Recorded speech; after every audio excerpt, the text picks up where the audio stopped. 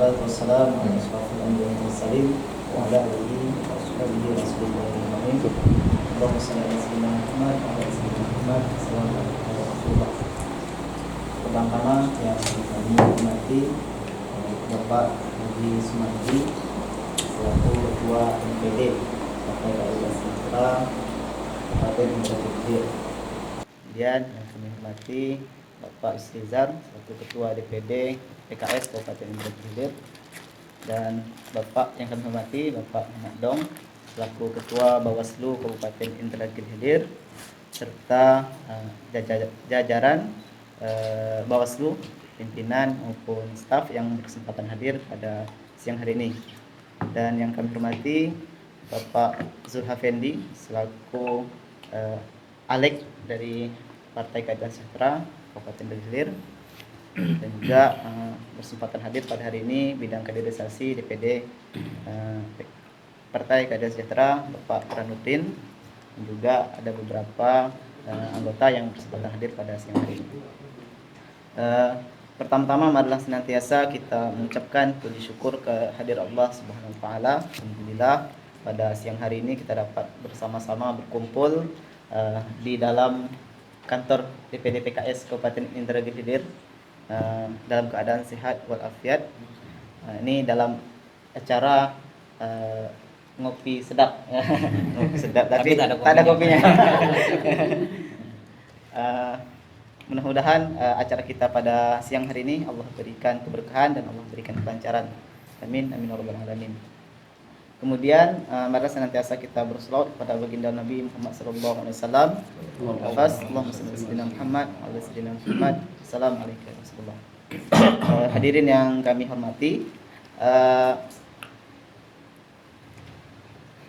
pertama kami mengucapkan terima kasih kepada Bawaslu yang sudah mengagendakan acara pada siang hari ini.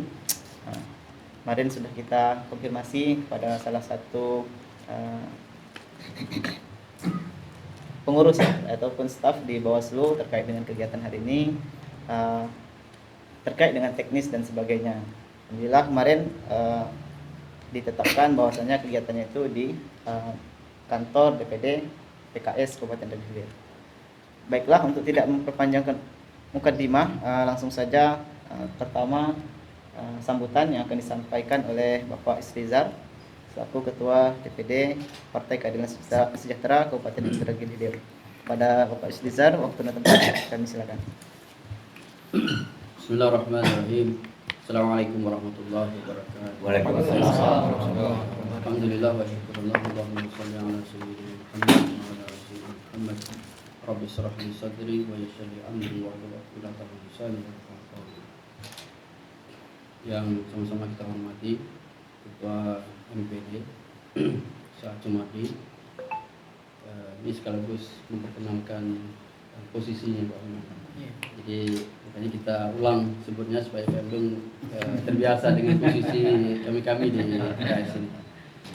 Selanjutnya Pak Razid selaku Skum DPD, dan Pak Tran selaku bidang kaderisasi, dan Pak Zulhafendi selaku ketua bidang tani dan nelayan untuk di kabupaten di DPD PKS, sekaligus mensinkronkan komisi beliau di Dewan. Jadi beliau di Komisi 2, jadi sinkron dengan program yang kita berikan amanah ke beliau untuk di struktur DPD PKS. Dan tim media serta Ketua Bawaslu Pak Emdong. Saya dengan Pak Emdong ini kedekatannya sebenarnya sudah jauh-jauh hari sudah merasa dekat dengan beliau. Waktu ketika saya memulai mengabdi di Unisi, beliau yang membantu untuk berkaitan dengan mengajar saya di sana. Jadi ada kedekatan secara emosional lah dengan beliau. Kawan calon nanti beberapa jauh.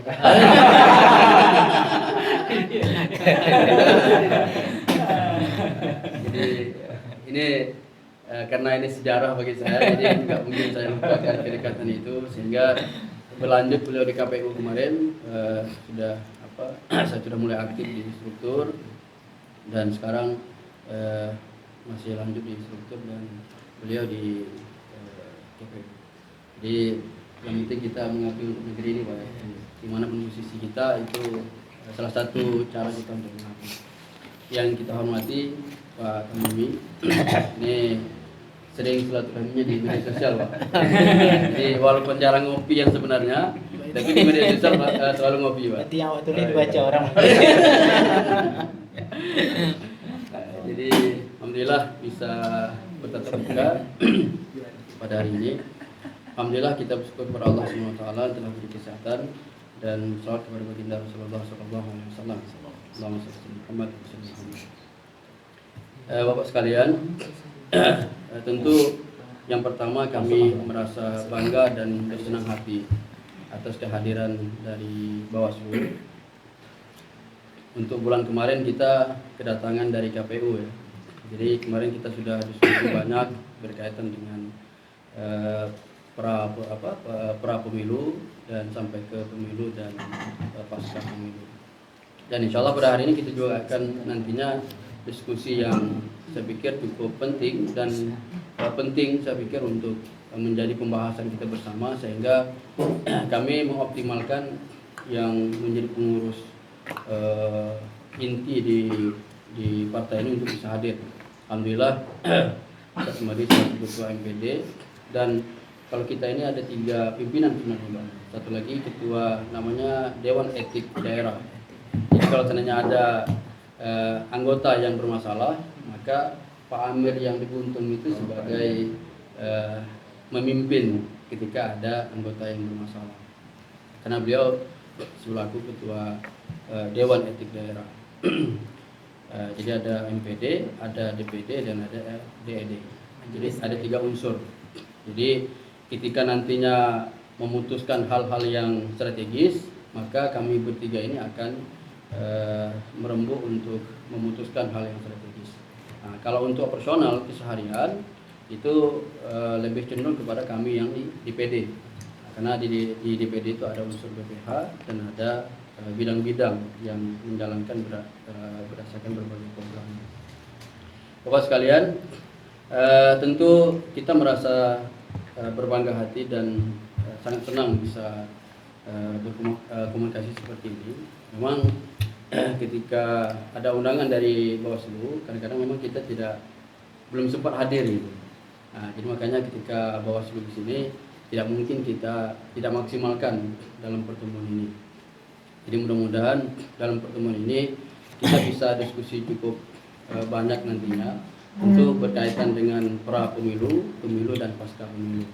Jadi ini memang bagi kami KPU merupakan mitra yang strategis dan membutuhkan komunikasi yang lancar bagi kami, sehingga yang menjadi kendala atau apa yang perlu kita diskusikan itu sesuatu yang penting bagi kita untuk kita laksanakan. Bapak sekalian,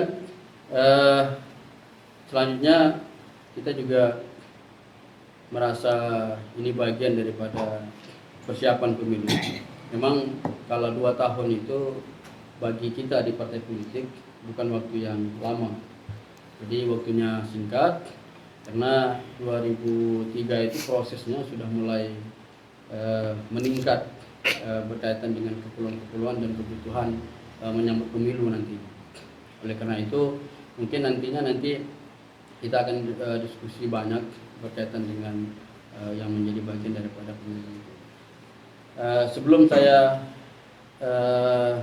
lanjut lebih jauh, perlu juga saya menyampaikan berkaitan dengan mungkin kondisi kita di PKS ini.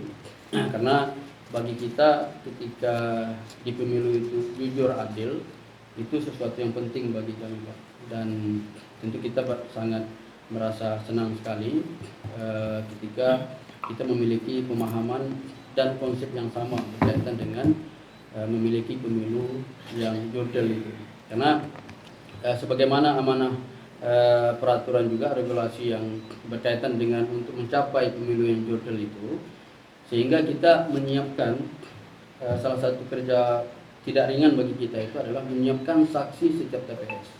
Jadi kemarin ketika pertemuan dengan KPU itu ada salah seorang komisioner KPU menyampaikan bahwa saksi PKS itu menjadi rujukan bagi partai lain. Jadi ini satu sisi mungkin kami merasa senang, tapi sisi lain ini bagi kami adalah tantangan bagaimana kami bisa menghadirkan pemenuhan itu bisa seluruh maksimal setiap TPS-nya. Jadi kalau seandainya pemilu yang sebelumnya itu belum terlalu maksimal, maka kita optimis untuk tahun 24 ini karena kita melewati berbagai tahun untuk menghadapi hal yang sama. Makanya target kami 24 nanti bagian daripada mitra kami selaku pelaku menjadi peserta kontestasi di dalam pemilu itu adalah hal yang penting bagi kami untuk kami penuhi. Karena kalau seandainya bagian itu yang tidak kita seriuskan, maka bisa jadi itu akan tidak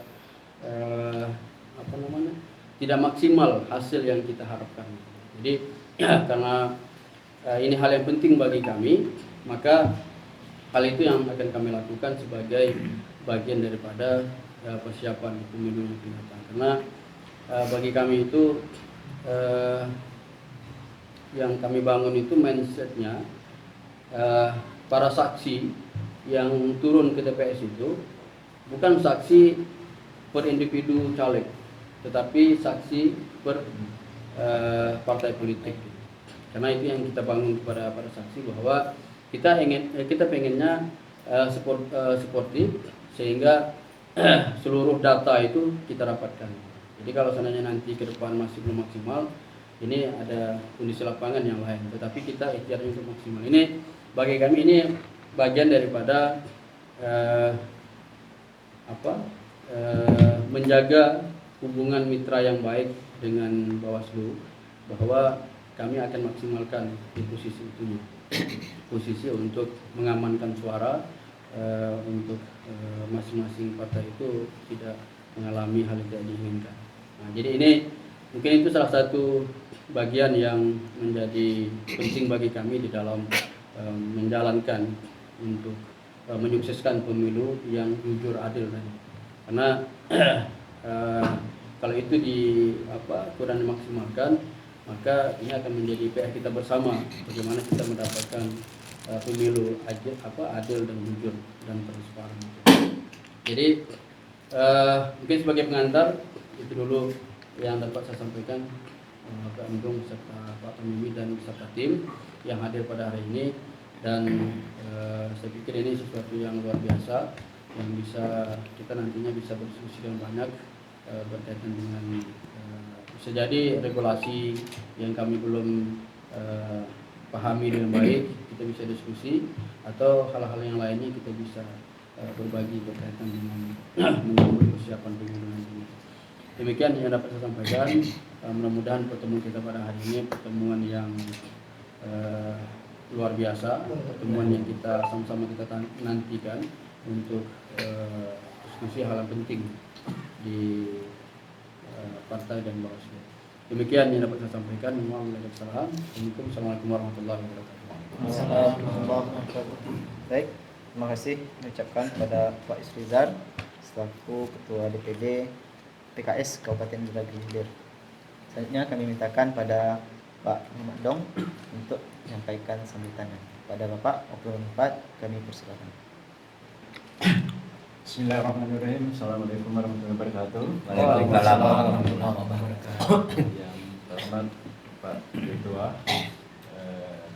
DPD PKS, sahabat saya Pak Isrizar, yang terhormat Pak Ustadz Sumardi, Ketua MPD Majelis Pertimbangan Daerah, dan bapak-bapak pengurus PKS DPD PKS Kabupaten Indragiri Hilir, ya, Pak Zulhad Pendi, anggota DPD Hilir, sahabat Pak Kamini, sahabat-sahabat staf Bawaslu Kabupaten Indragiri Hilir.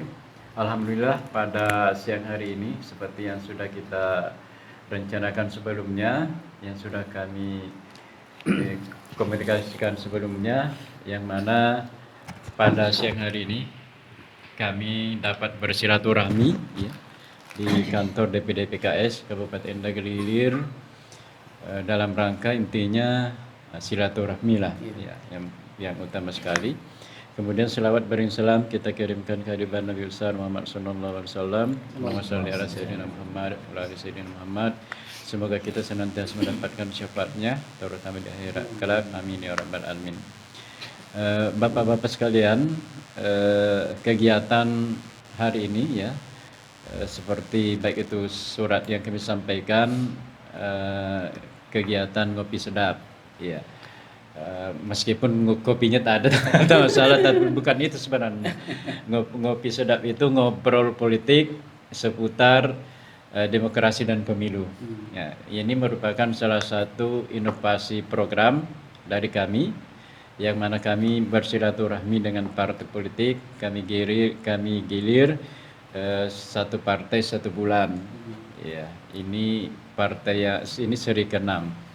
Ya, seri ke-6. Yang mana kami berdasarkan nomor urut partai, ya nomor urut partai. Semestinya sudah 8 ya, akan nomor urut 8. Kemarin partai Garuda ya kalau tidak salah tidak ada lagi pengurusnya di Ilir. Kemudian partai Golkar masih pending ya, masih karena tidak mau kalau Pak Ketuanya tidak hadir ya, ingin kesibukan Pak Bupati ya. Makanya masih di pending ya ngopi sedap kami dengan Partai Golkar. Jadi intinya kegiatan ini ya seperti yang saya sampaikan tadi, silaturahmi dalam rangka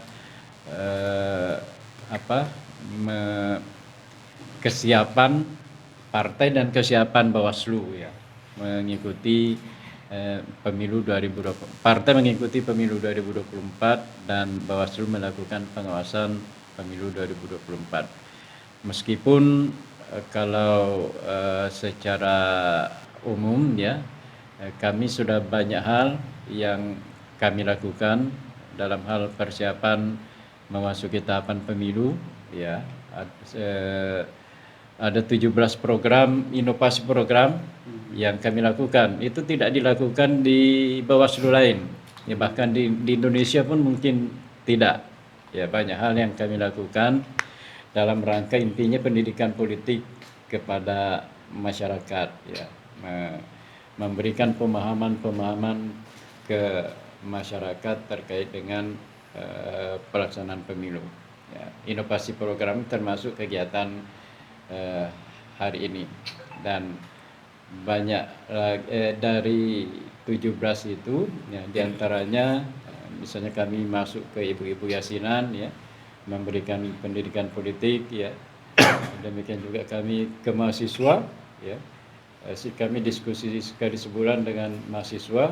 Kami juga kunjungi kampus-kampus nanti sebagai ada namanya dosen tamu ya, kami sebagai dosen tamu di perguruan tinggi ya. Demikian juga ada kupas pemilu ya, mengupas permasalahan pemilu dan banyak hal lain yang kami lakukan. Itu kami sampaikan ke partai. Salah satunya lagi yang mungkin ini gebrakan juga, dan saya mungkin mohon maaf juga dengan para ustadz-ustadz yang ada di PKS ini. Ya, mana setiap Jumat saya khutbah ya. Bukan berarti saya ingin menyaingi Pak Sumardi ya. Ustadz Sumardi, Ustadz tidak. Bahkan ada yang berburuk sangka, tapi kalau saya cuek saja, saya tidak mengapa itu. Dan saya ingin kan ini direkam dan nanti ini kita upload bahwa terkait dengan safari khutbah saya itu ada yang menganggap saya ingin caleg ya di pemilu 2024 nanti. Saya pastikan di sini walaupun saya dipaksa mau caleg, saya tidak pernah terbersit dalam hati saya untuk terjun di politik praktis. Saya terus terang tidak siap untuk masuk di dunia itu. Saya ingin hanya memberikan pencerahan kepada masyarakat terkait bagaimana sebenarnya berpolitik yang baik. terutama sekali Bawaslu sekarang ini gencar sekali dengan pendidikan politik terkait dengan politik uang itu. Karena kami merasakan sekali politik uang ini luar biasa bahayanya, luar biasa dampaknya. Itu yang kami berikan pemahaman ke masyarakat. Demikian juga khutbah saya sebenarnya mengarah ke situ, ya, seperti bagaimana masyarakat bisa mengikuti pemilu ini, kita berpemilu dengan baik, ya. Kami sebagai penyelenggara akan menjadi penyelenggara yang baik. Demikian juga kami berharap partai sebagai peserta pemilu menjadi peserta pemilu yang baik. Demikian juga masyarakat sebagai pemilih, kami harapkan juga menjadi pemilih yang baik. Karena ketika sudah tiga komponen ini memerankan perannya masing-masing dan berusaha menjadi yang baik, maka hasilnya juga akan baik juga. Ini yang ingin kami tanamkan ke masyarakat dengan banyak kegiatan-kegiatan yang kami lakukan, ya, termasuk kegiatan kita hari ini. Jadi kegiatan kita ini ngobrol-ngobrol saja Pak Ketua, Pak Ustadz, ya, terkait dengan kesiapan partai dan kesiapan Bawaslu dalam hal memasuki pemilu 2024. Ya, jadi nanti kita tanya jawab saja, ya, nanti bisa dari pengurus yang bertanya ke Bawaslu dan kami bertanya ke DPD PKS terkait dengan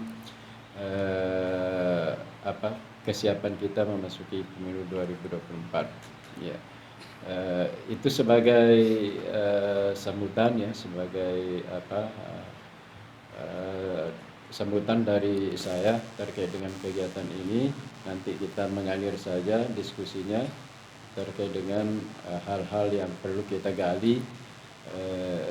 Bagaimana kita mewujudkan pemilu luber jurdil tadi. Kalau Bawaslu bukan hanya jurdilnya, tetapi asas pemilu itu luber jurdilnya, ya, langsung, umum, bebas, rahasia, jujur, dan adil. Ada kewajiban di kami sebagai penyelenggara untuk mewujudkan itu. Tetapi partai sebagai peserta pemilu harus juga berusaha untuk mewujudkan itu, ya. Demikian juga pemilih, masyarakat harus juga berusaha untuk mewujudkan itu. Baik, demikian yang saya sampaikan sebagai pengantar, ya. Nanti kita diskusi saja. Saya akhiri, wabillahi taufiq wal hidayah. Wassalamualaikum warahmatullahi wabarakatuh. Waalaikumsalam. Terima kasih kami ucapkan pada Bapak Mendong selaku Ketua Bawaslu Kabupaten Indragiri Hilir.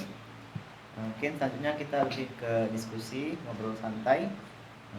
Mungkin ada beberapa hal yang ingin didiskusikan atau dari Pak Sumardi ada yang disampaikan. Ya, kalau ada yang ingin didiskusikan, mungkin dari pengurus Pak Zul, Pak Kang, ada yang disampaikan, yang didiskusikan ke Bawaslu. Silakan. Ya, mungkin Atau ya boleh, ya, Ustaz. begini sebenarnya. Assalamualaikum warahmatullahi wabarakatuh. Ketua Bawaslu, Pak Ketua DPD, beserta jajaran rekan dari Bawaslu yang berbahagia. Pertama sebenarnya saya pribadi mendengar hal ini, dan ini memang bagi pribadi saya merupakan sebuah program yang barangkali membantu untuk bagaimana melakukan pemilu yang jurdil ini. Hari ini tidak dapat dipungkiri, Pak Bawaslu, politik uang itu tidak bisa kita atasi dengan apapun. Yang menjadi persoalan nanti ketika kita sudah bina semua, ternyata politik uang jalan, kekecewaan itu akan datang.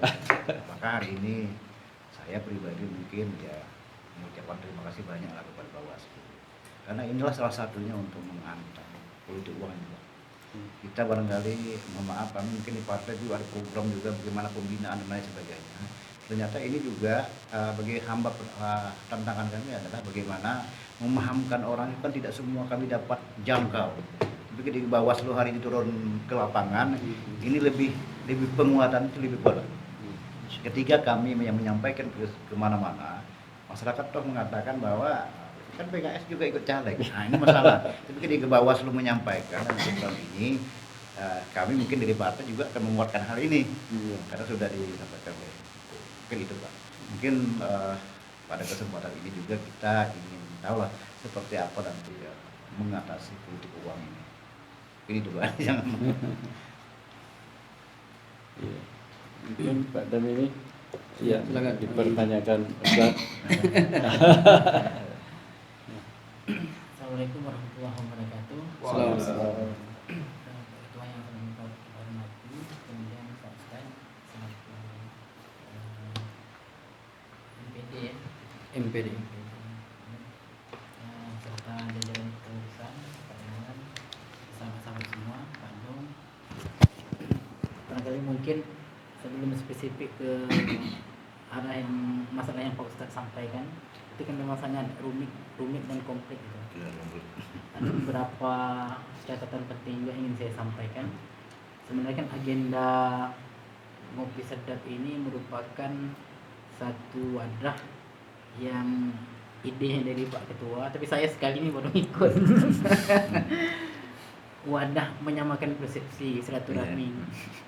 Karena tanpa silaturahmi dan penyamaan semangat dan persepsi itu, seakan-akan proses pemilu itu Bawaslu ingin sukses sendiri, partai juga ingin sukses dengan target-targetnya sendiri, KPU sendiri, semua sendiri. Ya akhirnya visi kepemiluan itu gagal kita sinkronkan di situ, sehingga kadang-kadang di lapangan banyak persoalan.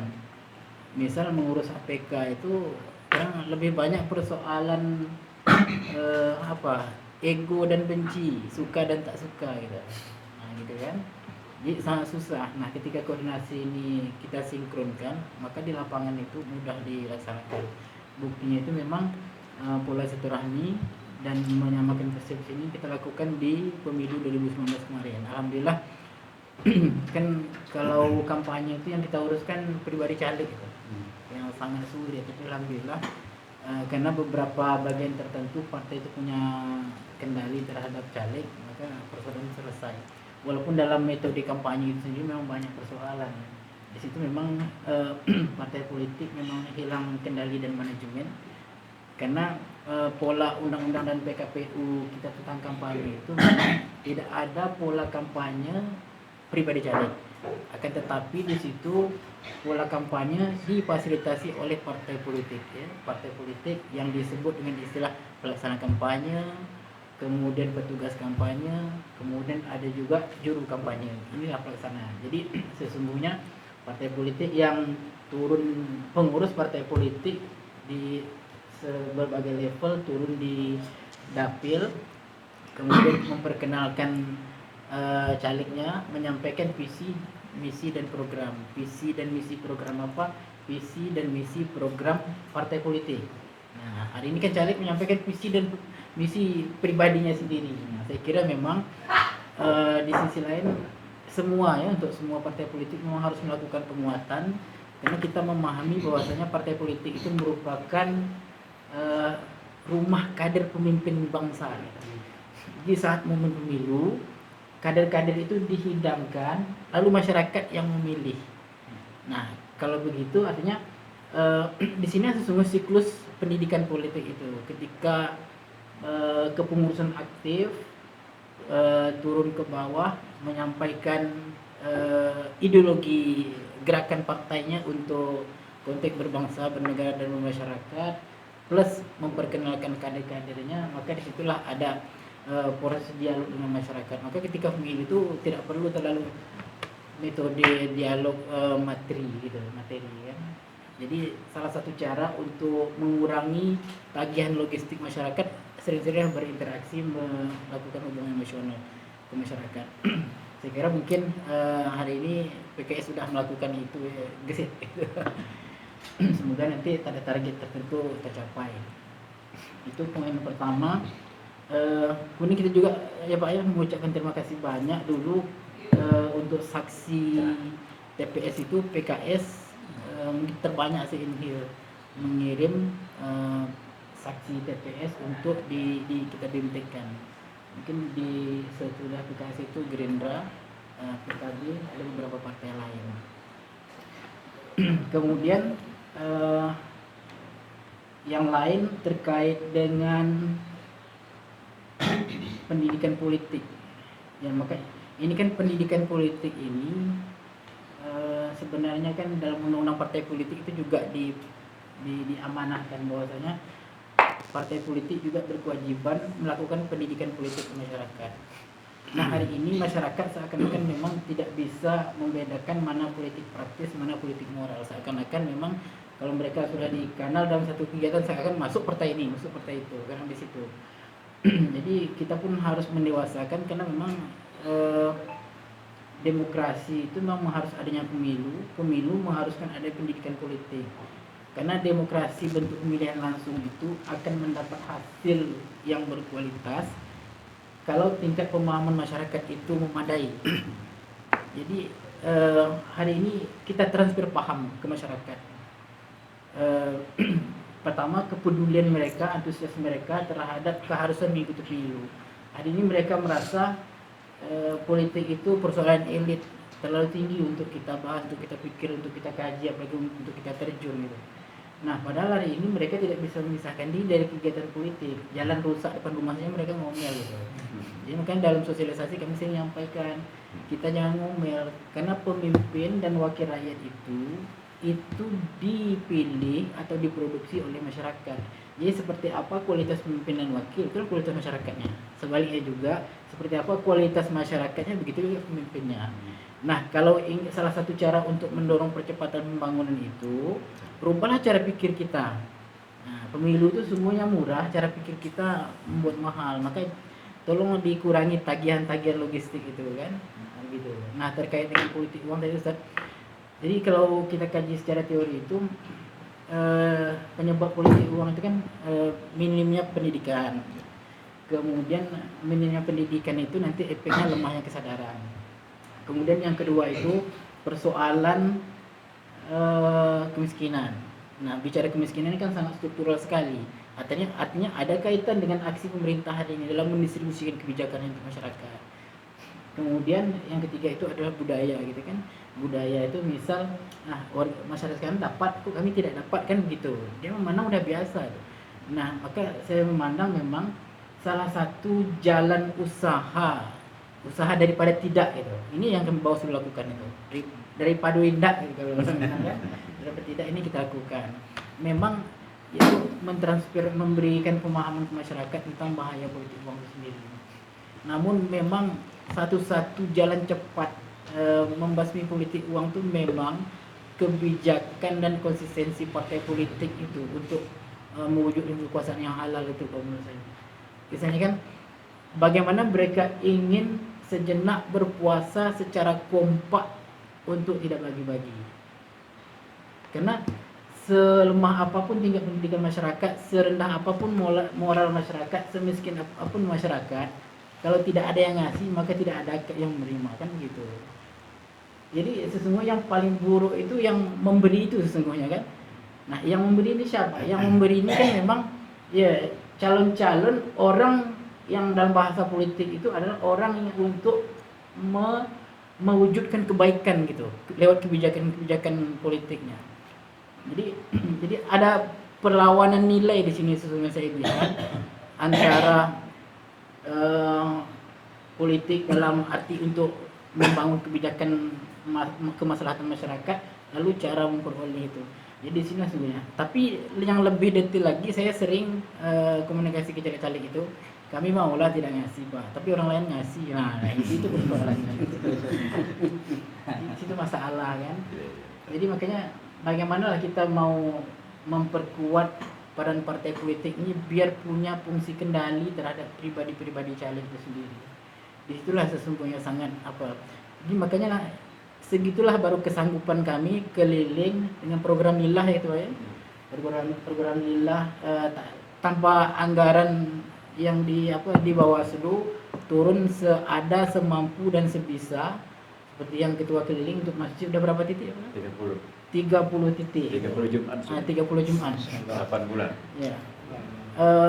Itulah lewat corong-corong masjid. Jadi lewat Pak Ustadz juga.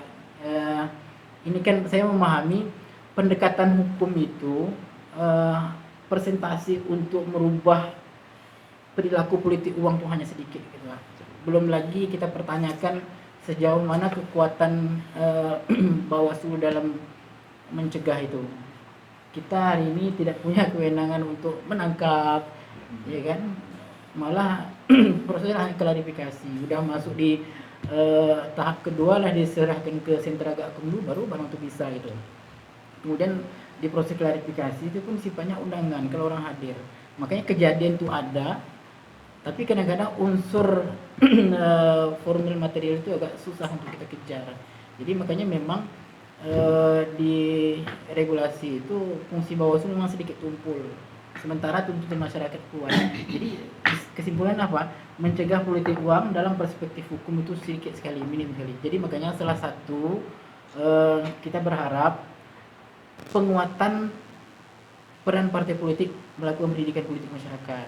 Kemudian termasuk juga berpuasa tadi. Kemudian kita juga berharap Pak Ustadz nanti menyampaikan lewat organisasi masjid ya, maksudnya Ustadz kita yang lain tuh janganlah mendikotomi materi, takut bicara cara memilih pemimpin, takut bicara politik uang itu haram di masjid. Artinya agama itu lebih kita lihatlah dalam konteks yang lebih luas. Jangan kita masjid hanya sebatas persoalan tasawuf, fikih, persoalan ritual, tidak hanya sebatas itu, tapi juga persoalan kekuasaan juga. Dan disitulah saya kira memang antara politik moral dengan politik praktis. Kalau politik praktis kan bicara dukung-dukung, nah politik moral itu bicara persoalan udah terdaftarkah aku, kemudian keharusan aku dalam memilih, kemudian yang aku pilih ini pastikan bukan orang bodoh yang aku pilih gitu maksudnya kan. Ini gerakan politik moral. Kemudian masyarakat jangan merasa politik, jangan cuek terhadap politik gitu. Nanti bahaya. Gunakan hak pilih karena negara itu memberi kesempatan pada kita, menghargai kita, daulat kepada kita. Jadi kalau kita sendiri memandang acuh, memandang asalan, maka yang lain juga asal-asalan. Barangkali itu saja beberapa persoalan penting yang menurut saya yang perlu kita kedepankan, kita samakan semangatnya. Demikian saja gitu.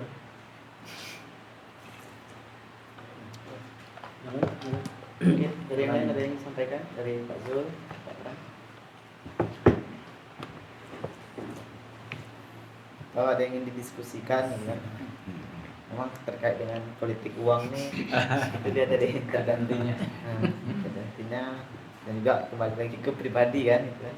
Kalau dia ingin mendapatkan kekuasaan, egonya itu tinggi, cara pintas itu kan.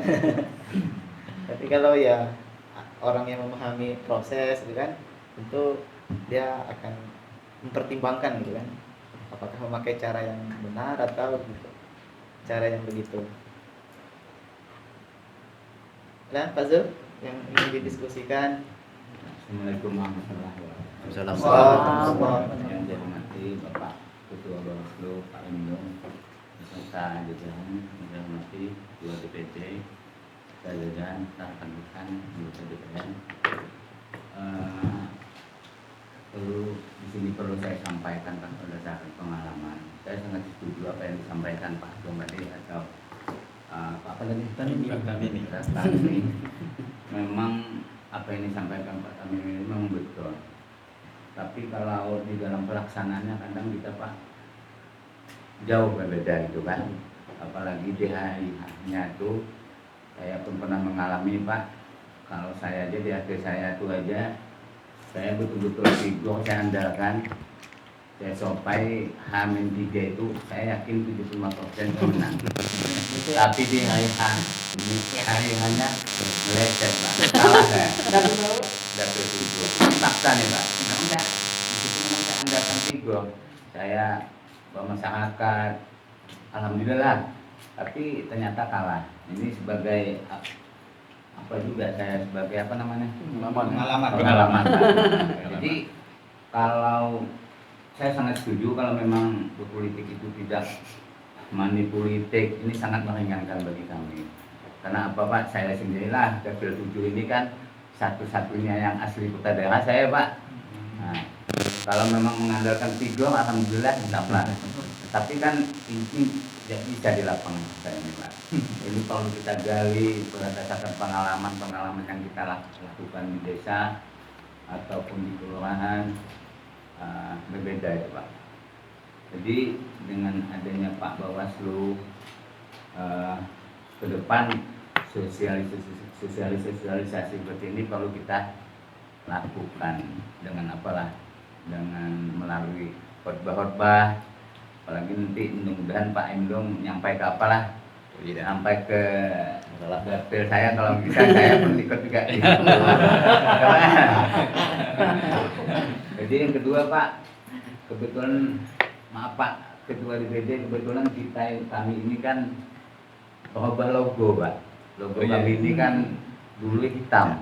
Yang kuning putih. Itu contohnya Pak Jul. Nah, itu selama. Sekarang Pak, alhamdulillah orang seperti baju, alas meja pun kami tahu. Unik juga Pak. Jadi mudah-mudahan nih kami sangat susah juga mengenalkan nih Pak. Memang PKS ada berubah PKS. Karena logonya warnanya aja. Karena mungkin ada kesamaan partai lain yang mungkin ada persaingan, maka kami ubah itu. Fakta saya. Kalau sama itu kan otomatis mudah strateginya. Nah, itu. Di surat suara kan? Yang terakhir Pak, saya pun ikut perhatian juga. Pada tahun di 2019 itu bahkan kalau kita lihat berdasarkan pengalaman dengan fakta, tidak ada beliau pun, Alif pun dia duduk juga. Ada yang terjadi hal seperti itu. Tidak kampanye pun Tidak kampanye pun dia duduk. Sementara yang duduk habis-habisan bahkan habisan sampai infonya sampai 800-an tidak duduk juga. Ini sangat kesian juga. Nah, ini sebagai apa ya? Fakta. Kita tidak menyebutkan orang yang, tapi ini fakta di lapangan. Ini bahan ya. Hal-hal ini perlu Bawaslu mungkin dipertegas gimana apanya gitu kan, mungkin Bawaslu kabupaten dengan yang kecamatan ini ya sepertinya jujur aja Pak, ada juga yang Bawaslu yang kecamatan yang mungkin tidak perlu saya sampaikan, mungkin itu intel dari Bawaslu kabupaten tidak tahu sebenarnya itu kan.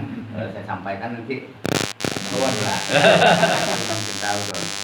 Jadi ke depan mudah-mudahan tetap hal seperti itu. Kami PKS ini memang mengharapkan sekali Pak figur dari Ustaz ini kan. Mudah-mudahan PKS sudah 2024 ini naiklah persennya. Dari 8 bisa menjadi 12 alhamdulillah.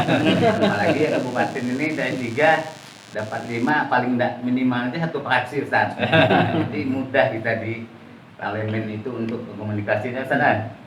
Itu hanya itu yang saya dapat sampaikan Ustaz. Wabillahi taufiq wal hidayah. Assalamualaikum warahmatullahi wabarakatuh. Waalaikumsalam.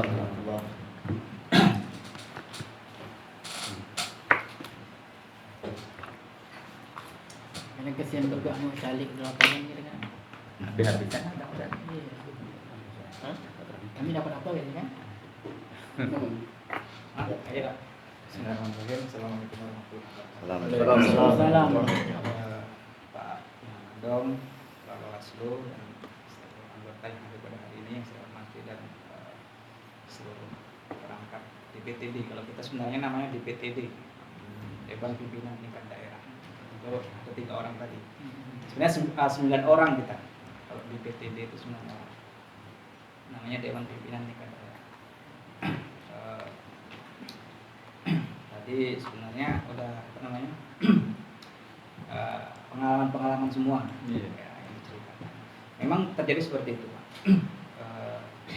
Saya pernah caleg itu di suatu desa ya, itu hampir 1 bulan tuh 2 kali isi pengajian ibu-ibu yasinan. Jadi tidak ada yang tidak kenal semua, kenal semuanya dan akrab. Kenalnya apa tuh? Karena hampir setiap pekan kita dapat isi ceramah ada terkenal. Tapi itu tadi ketika sudah mendekat-dekat hari H, yang ditanya mana Pak apa kita gitu, apa namanya kenang-kenangan kita. Udah kan kami datang ke sini Bu, ketawa-ketawa. Tapi akhirnya ya dari satu desa itu yang sekitar 300-400 orang, ya kami hanya dapat 9 suara. Alhamdulillah. Dan memang mengakui Pak, ya minta maaf Pak Ustadz, karena yang apa kami ada yang ngasih, jadi kami milih yang ngasih. Jadi itu memang fakta-fakta seperti itu. Pemilih pragmatis memang susah dihilangkan. Apalagi tadi dari sisi pendidikan itu memang sangat minim ya untuk di daerah-daerah, di desa-desa. Jadi memang ini ya mungkin kami di PKS juga melakukan pencerahan politik ya, di kegiatan-kegiatan kami ya, di ceramah-ceramah kami itu kita lakukan. Tentu ini ya tidak bisa hanya kami sendiri gitu ya, hanya PKS sendiri. Tentu Bawaslu dan elemen-elemen lainnya tentu harus mendukung begitu. Karena memang tugas berat sekali ini ya, memahamkan masyarakat ini untuk tidak pragmatis gitu. Susah sekali ya.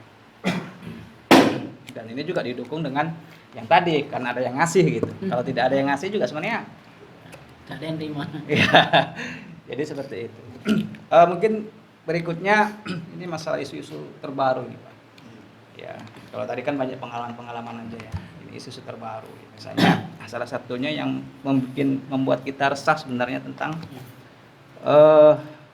pengunduran pemilu gitu ya.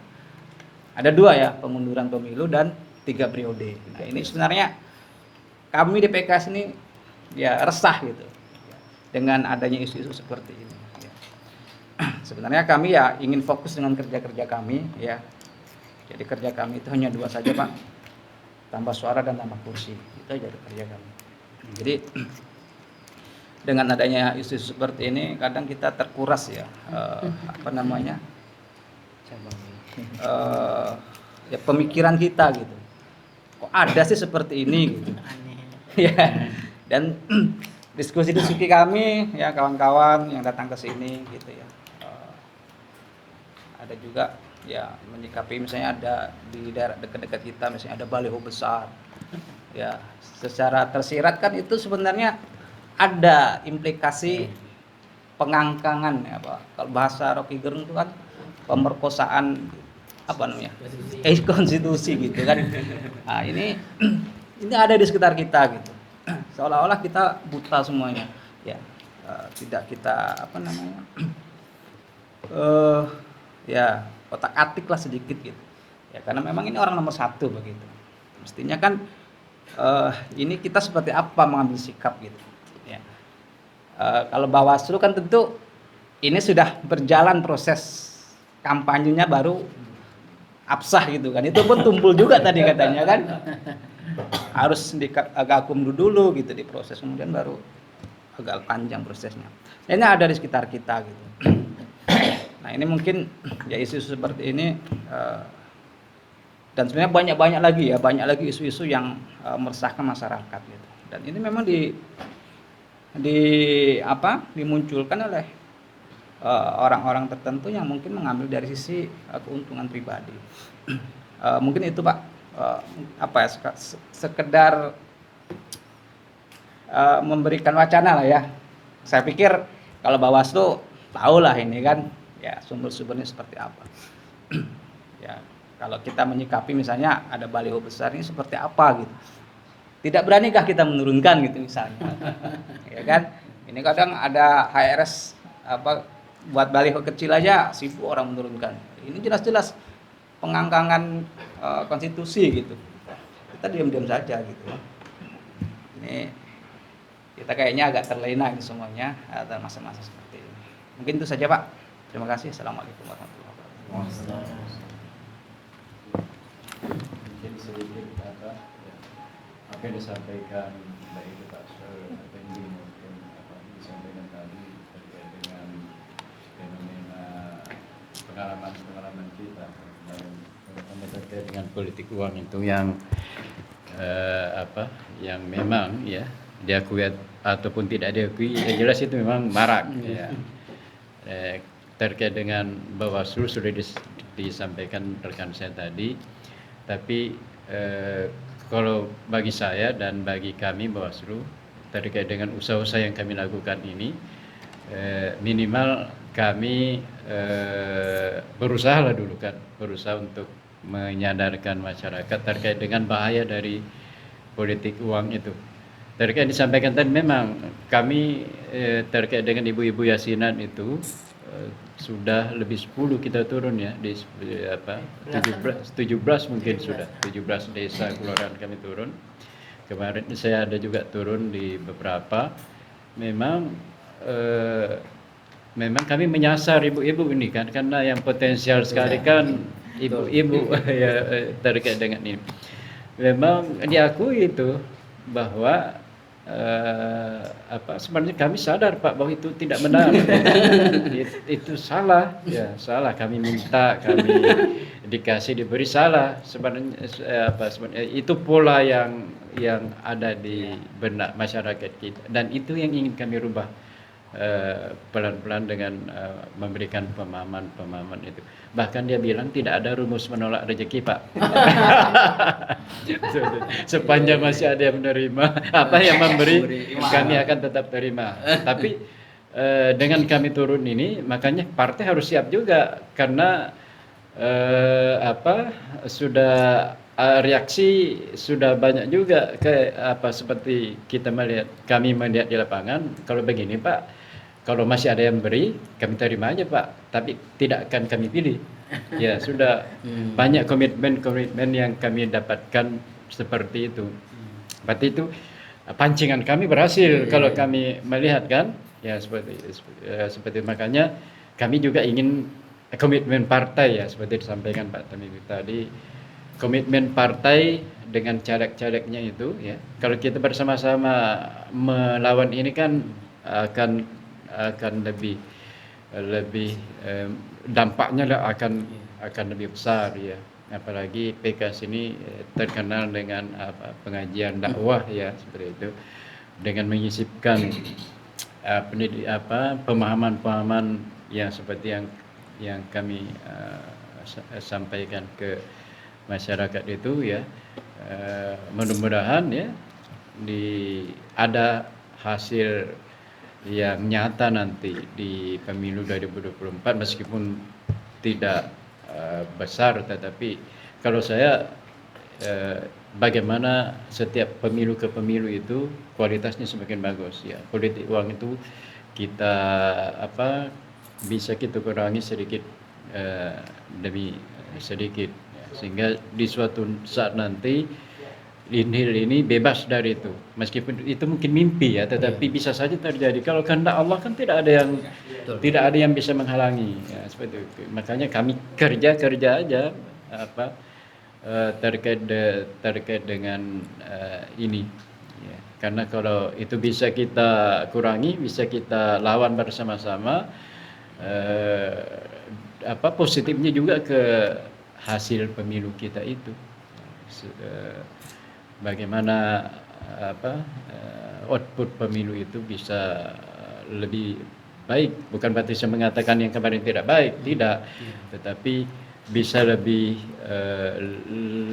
output pemilu itu bisa lebih baik ke depannya.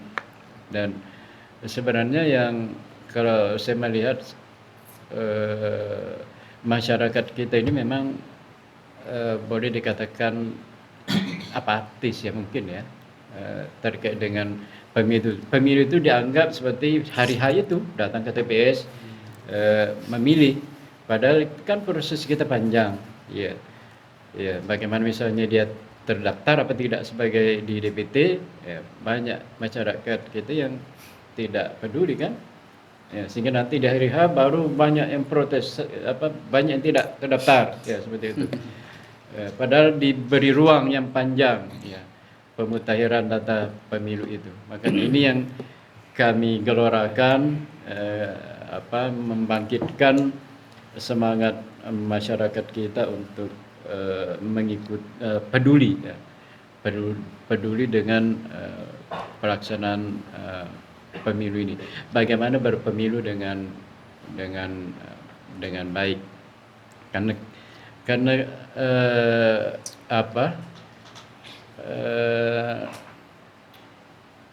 ya, berpemilu yang baik itu sangat penting kita lakukan, sangat penting kita bersama-sama untuk mengarah ke sana, ya. Salah satunya melawan politik uang itu, karena meskipun terpilih orangnya baik, berkualitas, tetapi dengan politik uang dia terpilih, meskipun dia kualitasnya bagus, ya, dia bagus, kualitasnya bagus, memang pantas dia jadi anggota dewan misalnya, pantas terpilih sebagai bupati, wakil bupati. Tetapi kalau prosesnya tidak baik, ya, di situ tidak akan, susah juga dia nanti akan melakukan kerja-kerja baik, ya, seperti itu. Kalau dalam agamanya kan berkah, ya.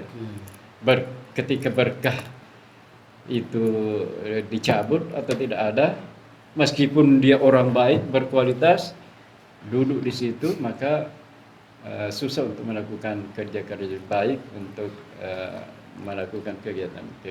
Itu yang kami tanamkan ke masyarakat kita, ya. Mudah-mudahan partai, ya, mau bersama-sama dengan Bawaslu, ya, melakukan kerja-kerja ini. Ya. Kemudian terkait dengan penundaan pemilu, ya, saya memang tiap hari itu, karena ke kantor dan pulang kantor lewat di jembatan Karet 12 itu, sebenarnya kalau kita lihat sudah jelas itu, apakah itu menunda pemilu atau 3 periode, ya kan? Tapi kalau kita tidak kalau saya melihatnya dia melempar bola kayaknya, menunggu bagaimana respon masyarakat terkait dengan ini. Ya, bisa saja nanti dipolitisir, kan? Ketika kita tidak ada yang mempermasalahkan itu, dianggapnya kita setuju dengan itu. Tetapi mungkin ada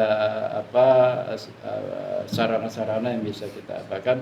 Kalau kami Bawaslu tidak bisa masuk di ranah itu kalau secara kelembagaan, ya, karena tidak ada kewenangan ketika belum ada masuk tahapan pemilu, seperti itu. Jadi ya, itulah perkembangan politik saat sekarang ini. Ya, baik, itu tanggapan dari saya. Berikutnya mungkin pertanyaan ini, Pak Ketua, ya, dari saya terkait dengan menghadapi pemilu 2024 ini, ya, sejauh mana kesiapan PKS, ya, Kabupaten Dayak Hilir untuk mengikuti pemilu 2024 ini, ya.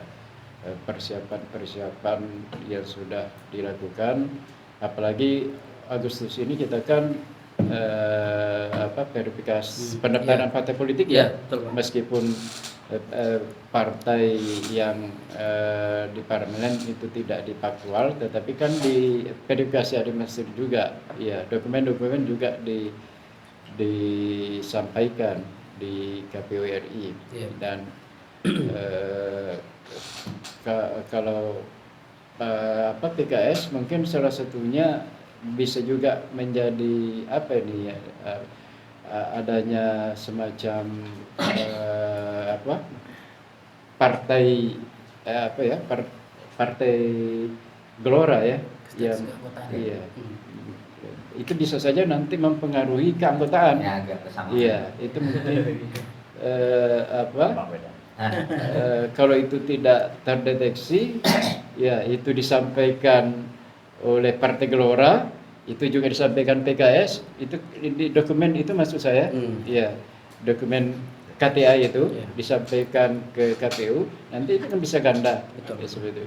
Sejauh mana PKS menyikapi hal ini sebagai persiapan untuk pemilu 2024 tersebut. Ya. Silakan Ya. Pak Ketua atau siapa saja. Sebenarnya, ya sebenarnya kalau tidak ada money politik tadi, hari ini pemilu kita tetap hari ini Pak. Tapi karena ada itu tadi, makanya kita butuh persiapan, butuh mengayungi masyarakat lebih jauh lagi. Jadi memang Jadi kalau ada masih ada politik 2017 ya. jadi memang konteks pendidikan politik itu kita sangat memiliki pemahaman yang sama, Pak. Jadi tadi dari Pak Tamimi, dari Pak Emdong, bagi kita itu bagaimana menjadi ibaratnya pemain yang baik, kita berusaha menjadi yang terbaik lah, walaupun dengan berbagai kondisi lah. Jadi kalau untuk kita menghadapi pemilu dan juga cara kita untuk mendidik masyarakat itu, dari sekarang kita sudah sering-sering turun Pak ke masyarakat. Nah, salah satunya itu kita menginginkan bagaimana setiap desa itu ada keterwakilan kita.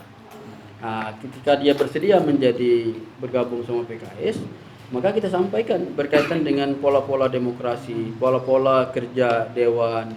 Karena ada juga masyarakat yang dari segi pendidikan, dari segi kemampuan cukup ini menengah ke atas, tapi mereka masih bertanya berkaitan dengan kinerja gitu Pak.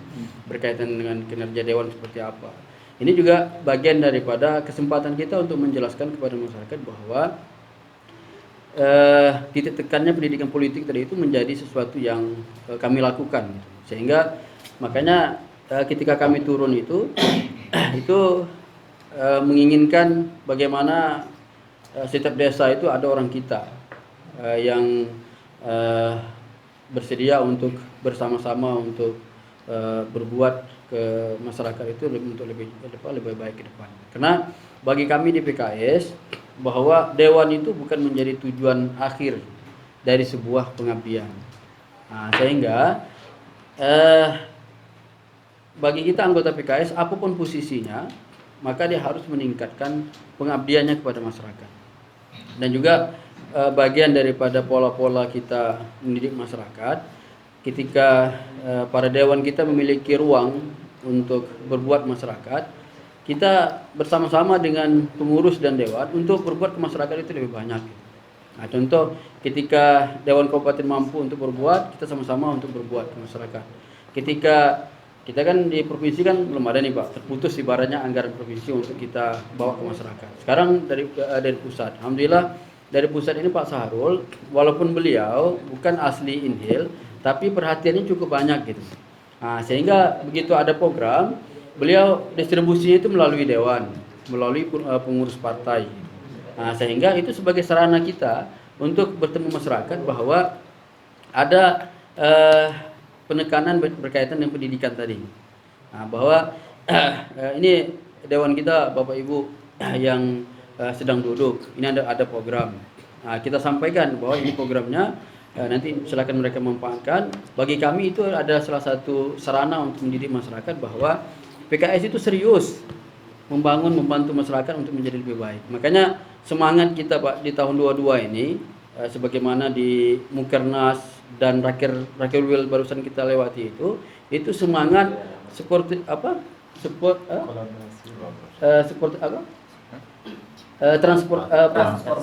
Transformasi dengan kolaborasi gitu. Artinya di tahun 22 ini semangat kita Pak. Bisa jadi pertemuan kita dengan Bawaslu pada hari ini ada semangat kita, semangat kolaborasi. Bagaimana menjadi lebih baik, transformasi menjadi lebih baik ke depannya Inhil ini yang kita bangun secara bersama-sama. Nah, sehingga dengan pendidikan yang kita lakukan ini, dengan cara-cara yang kita lakukan ini untuk berkomunikasi sesering mungkin kepada masyarakat, bagi kami inilah salah satu sarana untuk memperbaiki masyarakat agar terhindar dari money politik tadi. Nah, sehingga memang secara prinsipnya di PKS itu kalah saja siap Pak. apalagi menang. Gitulah. Artinya memang dari segi kemampuan kan memang tidak banyak lah kader PKS memiliki kemampuan dari segi ekonominya ke atas gitu Pak. Tapi karena ini adalah bagian daripada pengabdian kita masyarakat, seperti apapun keterbatasan kita itu akan kita lakukan. Nah, ketika kita mampu, maka agak mudah kita untuk melakukan berbagai program kepada masyarakat. Nah, sehingga dengan ada waktu menjelang 24 ini lebih kurang 2 tahun dan disupport dengan alit kita di pusat, rasanya persiapan kita ini semakin matang ketika pemilu 24. Tentu ini bukan berarti mengatakan bahwa kita lebih baik, bukan, karena bagi kita untuk membangun Inhel ini membutuhkan kolaborasi tadi seluruh elemen itu menjadi bagian penting dengan kami untuk bersama-sama bagaimana kita mendidik masyarakat, bagaimana kita untuk membangun, bagaimana kita melakukan yang terbaik untuk daerah kita. Jadi kesiapan ini memang menjelang 2024 ini terus kita lakukan Pak. Makanya kita barusan pulang dari Rakrowil. Ini semangat kita ini semangat Rakrowil untuk menuju kemenangan 24 ini Pak. Sehingga 2 minggu lagi kita akan melaksanakan Rakerda. Rakerda ini kita akan panggil seluruh DPC di kecamatan, maka kita akan distribusikan program-program. Program ini berkaitan dengan pendidikan kepada masyarakat, bahwa apa yang menjadi target bagi para DPC yang di kecamatan mereka masing-masing, apa yang mereka lakukan. Ini yang akan kita distribusikan untuk menyambut persiapan 24 tadi, sehingga memang pemilu ini kerjanya memang kerja bagi kita di PKS itu tidak ada waktunya berhenti Pak. Jadi memang waktunya itu terasanya minggu ke minggu sampai pula seminggu lagi gitu. Apalagi kita ada namanya UPA, unit pembinaan pekanan gitu. Nah, jadi anggota-anggota kita ini ada pembinaannya. Nah, kadang-kadang dalam 1 minggu nggak terasa udah minggu lagi gitu kan. Harus ketemu lagi sama anggota Pak. Harus ketemu anggota. Nanti di kecamatan lain anggota yang di kecamatan itu tanya, Pak Ketua kapan ke kecamatan ini? Belum sempat kita ke sana Pak. Ditanya lagi sama kecamatan lain, kapan Pak Ketua ke sini gitu. Artinya beginilah kita untuk menyiapkan pemilu. Tentu memang secara prinsip bagi kita pemilu ini memang harus memiliki persiapan yang matang Pak. Karena kita ini kan berhadapan dengan berbagai kondisi lah, berbagai kontribusi yang terbaik yang mau kita sampaikan. Karena kalau seandainya kita tidak memberikan yang terbaik, bisa jadi ada yang terbaik itu dipilih masyarakat gitu Pak. Nah, sekarang bagaimana kita memberi kontribusi yang terbaik dan masyarakat bersama dengan kita gitu. Nah, itu yang menjadi PR bagi kami. Makanya kami berusaha semaksimal mungkin program itu program yang terbaik dan memiliki ide-ide yang tidak dimiliki oleh partai lain. Nah, itu yang menjadi makanya kami sering-sering ketemu gitu. Itu menjadi PR kami untuk kami jawab dengan sama-sama sering ketemu. Makanya ketika ada ngopi sedap ini bagi kami pun sudah tidak asing sebenarnya. Makanya kadang-kadang misal di Batan Tuaka misalnya, saya sering diajak sama tim-tim sana, Pak Ketua ke kantor kita. Kantornya itu di warung-warung Pak. Ke kantor kita Pak Ketua. Ya, oke saya bilang. Ngopi-ngopi kami di kantor. Pada kantor itu warung gitu. Cuma bahasa mereka karena mau digaulkan itu formalitas, kantor Pak Ketua. Oke saya bilang. Jadi ini bagian daripada langkah-langkah strategis kita. Dan terkait dengan teman yang memiliki arah dan warna yang berbeda, sebenarnya Pak itu sudah kita lewati tahun 2014. Artinya orang yang memiliki warna berbeda dengan PKS itu sudah bermunculan pada 2019 ya, 2019. Artinya 2000 menjelang nyambut 2024 ini terkait dengan verifikasi itu sudah mulai tergambar dan memang itu sudah kita pilahkan. Tapi toh nanti kalau seandainya ada yang terjadi itu kan di luar jangkauan kita, makanya berkaitan dengan kesiapan administrasinya, kalau di PKS itu di Inhel itu sekitar 600-an sekian KTA ya, KTP ya yang harus disiapkan. Makanya pusat menginstruksikan kami di daerah harus melipat gandakan. Nah, misal kalau seandainya ketentuannya itu 600-an, maka dikali 3 untuk mengantisipasi yang kalau ada terjadi ganda tadi. Nah, jadi kalau seandainya ada terjadi ganda, maka itu dihilangkan kan. Nah, maka ada pengganti yang selanjutnya. Makanya para ahli kita ini kita bebani, Pak. Mereka juga mencari tim-timnya menyerahkan sekian ratus KTP untuk dibuatkan KTA gitu. Jadi itu langkah-langkah yang bagian daripada persiapan kita untuk menyambut pemilu itu. Ya bagi kami memang karena kita ini mau bertanding, maka kami berusaha yang terbaik, yang memiliki ide membangun, memiliki gagasan untuk lebih baik ke depannya. Jadi sehingga kalau toh nanti anggota PKS ini menjadi dewan, maka itulah yang terbaik untuk mewakili partai PKS itu. Jadi sekali lagi bagi kita dewan dan bupati itu bukan menjadi tujuan utama, tetapi itu sebagai sarana untuk berkontribusi kepada masyarakat. Karena kan kalau jadi dewan itu kan menjadi luas, Pak. Kontribusinya jadi luas. Kalau seperti sekarang kan saya misalnya jadi pengurus, hari-harinya ngajar juga di kampus gitu kan masih terbatas tuh kontribusinya, masih sedikit, bisa berbuat lebih banyak. Makanya kalau mau nanti sampai ke sana, maka itu sebagai sarana kita untuk berbuat lebih banyak. Sehingga yang terbaik lah yang kita lakukan. Walaupun sekarang tidak jadi dewan, apa yang bisa diperbuat, lakukan yang terbaik. Jadi itu bagian daripada persiapan kita.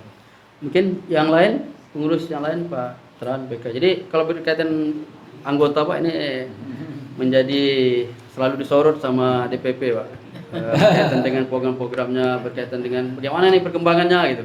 Nah, jadi bukan ditanya perkembangan anggotanya, bukan ditanya ke para ahli, tapi ke beliau. Jadi PR-nya itu, bebannya itu berat sekali nih Pak di pundaknya. Silakan, ada yang Pak Tran, Raji, Sumardi. Lalu tadi kami juga penting ya untuk masukkan sekitar bulan Agustus kita rekrut Pak ya? Iya, Agustus rekrut pengawas kesehatan, kemudian beberapa bulan berikutnya itu nanti kelurahan atau desa, kemudian PTPS. Kita sangat penting masukan dari berbagai kalangan tentang sosok siapa yang akan daftar nanti. Karena kita susah juga ngurus kalau mereka masuk ke dalam, lalu mereka ini pemain kan. Karena ada untuk seleksi panwascam nanti kan, pengawas kecamatan. Susah. Karena kita pengajuan secara administrasi, nanti tes tertulis, lalu wawancara sangat terbatas untuk menggali sosok keaslian mereka itu. Jadi kecuali nanti ada tanggapan-tanggapan masyarakat yang mau disampaikan secara real lah, bisa dipertanggungjawabkan gitu. Itu juga barangkali ya. Karena memang ya secara riak-riak kita mendengar ada yang main gitu maksudnya kan. Kalau titipan kadang-kadang apa Pak? Kalau dia real bergerak kan, kadang-kadang pemain memfasilitasi maksudnya kan, memfasilitasi, kemudian mengarahkan, mengajak, itulah. Karena imbas yang sangat bahaya itu kan nanti pada keadilan pemilu itu munculnya kecemburuan dari partai lain, sibuk jadinya kan. Ya, untuk menambahkan dikit tadi. Ini pertanyaan aja nih Pak. Sambil diskusi, saya ada pertanyaan, yang satu masukan ya Pak. Yang pertama yang perlu tanyakan, dapil ini apakah tetap 7 atau ada tambah ya? Kami tahu nih Pak. Dengan 7 tetap, dengan 7. Atau tetap 7 atau tambahan gitu. Yang kedua, apa yang disampaikan saudara kita disampaikan tadi tentang panwas apa deh? Panwascam. Ya kan mau dilaksanakan apa? Rekrut. Jadi Pak, ini masukkan aja Pak. Karena panwascam ini sangat menentukan juga Pak. Dia ada kalau yang bisa ini ada yang membagi kebebasan, ada yang menekan. Ini sangat sangat apalah, ini saya cerita nih Pak. Iya. Ya, cerita kan Pengalaman. bukan cerita yang di apa, yang di dapil saya. Ini yang seluruh 20 kecamatan dengan dapil 7 ini. Jadi kami pun berharap dari PKS ini ada dalam seleksi nanti betul-betul lah yang betul-betul yang bisa memegang amanah. Karena apa Pak, yang apa katakan bisa bermain tadi mungkin tidak tahu lah. Mungkin bisa menggali dari Alek, provinsi, dari kabupaten, baik yang duduk, baik yang tidak itu rasa ketahuan di situ Pak. Betul. Nah, jadi itu harapan saya mudah-mudahan karena ini bisa membawa Bawaslu kabupaten juga Merembet tuh. kadang ada bisa bekerja sama lah kan gitu kan.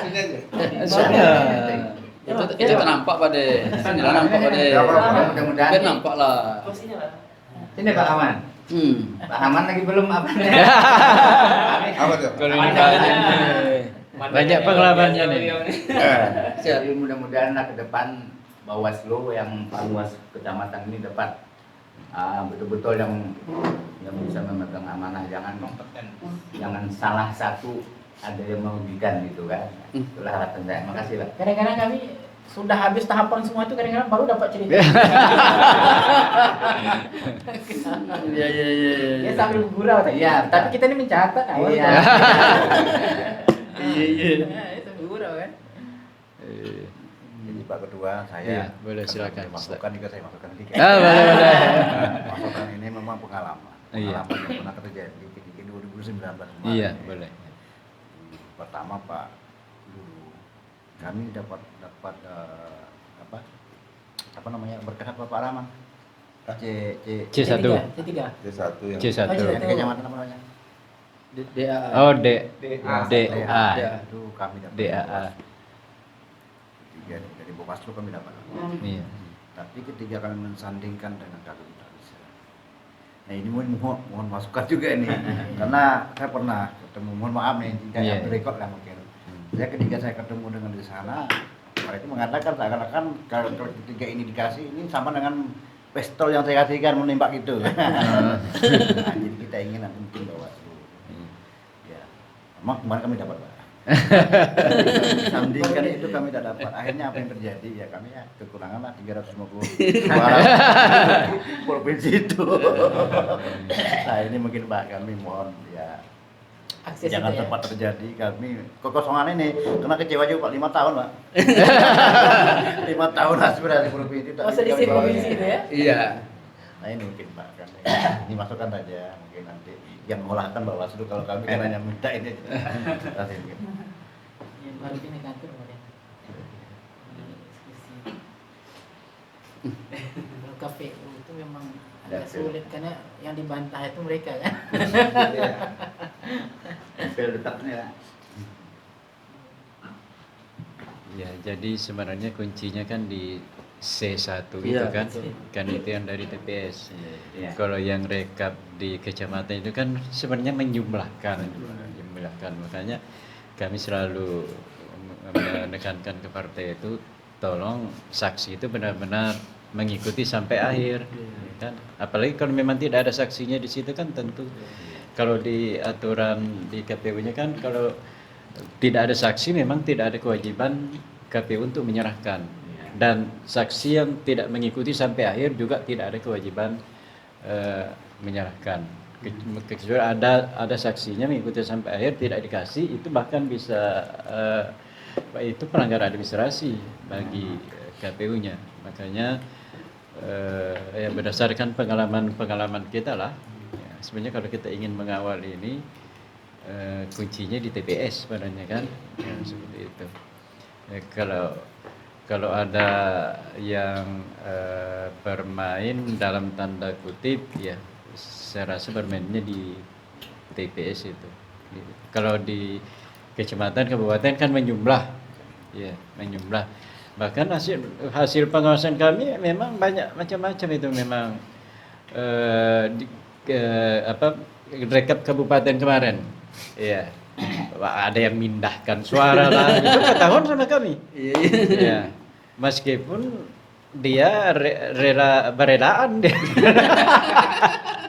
banyak beberapa yang kami apa kemarin itu ya, sudah ketahuan tidak duduk ya, suaranya dipindahkan ya.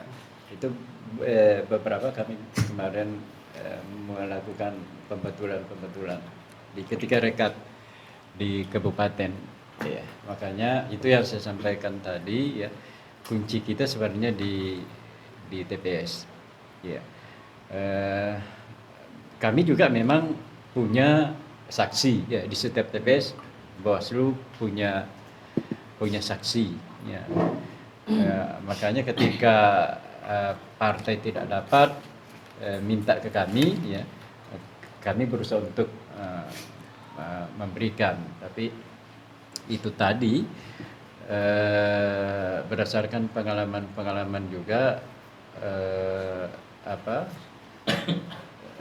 sumber daya manusia petugas kami ya di bawah itu ya, memang membutuhkan peningkatan kualitas ya. Makanya masukan partai ya terkait dengan pengalaman yang lalu ya, seperti di Dapil 7 itu saya memang mendapat masukan itu, terutama dapat cerita seperti itu sebenarnya miris saya melihat di Dapil 7 itu. Jadi sampai sama saya ya itu. Jadi untuk ke depan ini pembelajaran bagi kami ya, untuk kedepannya. Makanya ketika disampaikan sahabat saya tadi, ketika seleksi nanti ya silakan partai memberikan masukan-masukan terhadap siapa-siapa yang mendaftar itu, Pak. Bagaimana rekam jejaknya? Rekam jejaknya, Pak. Iya, rekam jejaknya. Kalau di mantan penyelenggara kan bisa kita lihat bagaimana rekam jejaknya itu. Jadi masukan-masukan seperti itu sangat kami harapkan ya, untuk kedepannya ya, karena bukan hanya peserta pemilu yang butuhkan orang-orang baik kan, Iya. penyelenggara juga butuh orang-orang baik. Kuncinya nanti di seleksi itu. Makanya kami akan berusaha semaksimal mungkin nanti ketika rekrutmen ad hoc itu ya, akan berusaha melakukan seleksi dengan sebaik-baiknya untuk mendapatkan calon-calon pengawas yang baik ya, orang baik yang akan sebagai pengawas kami di tingkat baik itu di kecamatan, di desa maupun di TPS ya. Baik itu mungkin tanggapan. Dapil Pak. Tetap. Oh dapil kami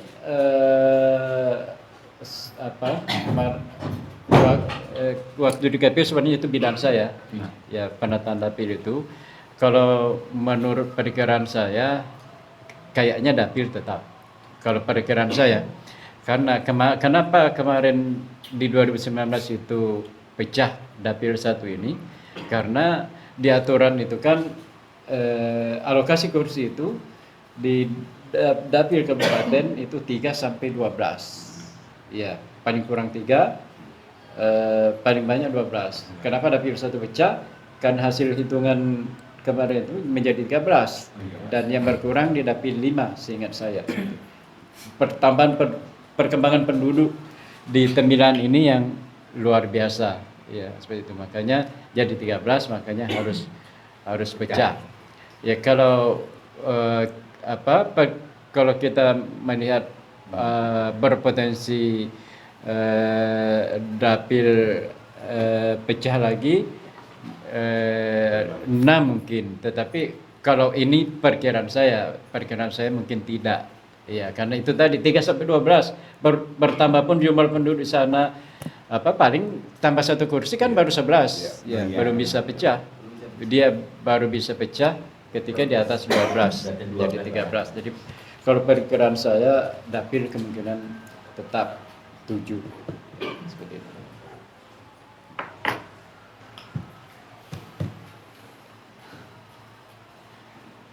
Kalau Panwascam kemarin kita tidak merekrut Pak ya, cuman desa sama kelurahan sama ya. Karena kelanjutan Iya, dia langsung pilkada kami lolos 2018 kemarin. hanya meng-SK-kan lagi.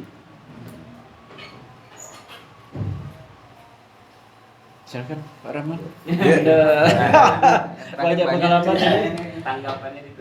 Enggak lah, kalau persoalan Panwaslu ini atau Bawaslu sebenarnya kan dia berharapan independen. Tapi pada hakikatnya di dalam pemilu tidak ada yang independen. Dia independen dari dirinya sendiri aja. Iya. Karena Bawaslu juga anggotanya juga memilih. Iya. Nah, dari sisi SDM rekrutannya kan betul-betul emergensi, di ujung-ujung baru rekrut. Jadi kalau keseragaman pemahaman tentang apa sih yang harus diawasi, bagaimana dan lain sebagainya itu sangat minim, apalagi sampai di tingkat TPS. Karena mereka bekerja ya kadang-kadang juga sekaligus menjadi saksi dari sebuah partai. Jadi dengan segala kekurangannya lah, mungkin ada hal-hal yang perlu dilakukan oleh Bawaslu Kabupaten khususnya. Itu dalam arti bertindak cepat ketika ada laporan, karena penghitungan KPU sama Bawaslu itu beda.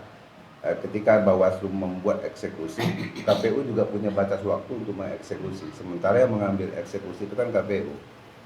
Nah, ketika KPU sudah limit waktunya dia mengeksekusi, ada Bawaslu pun ya udah nggak dipedulikan.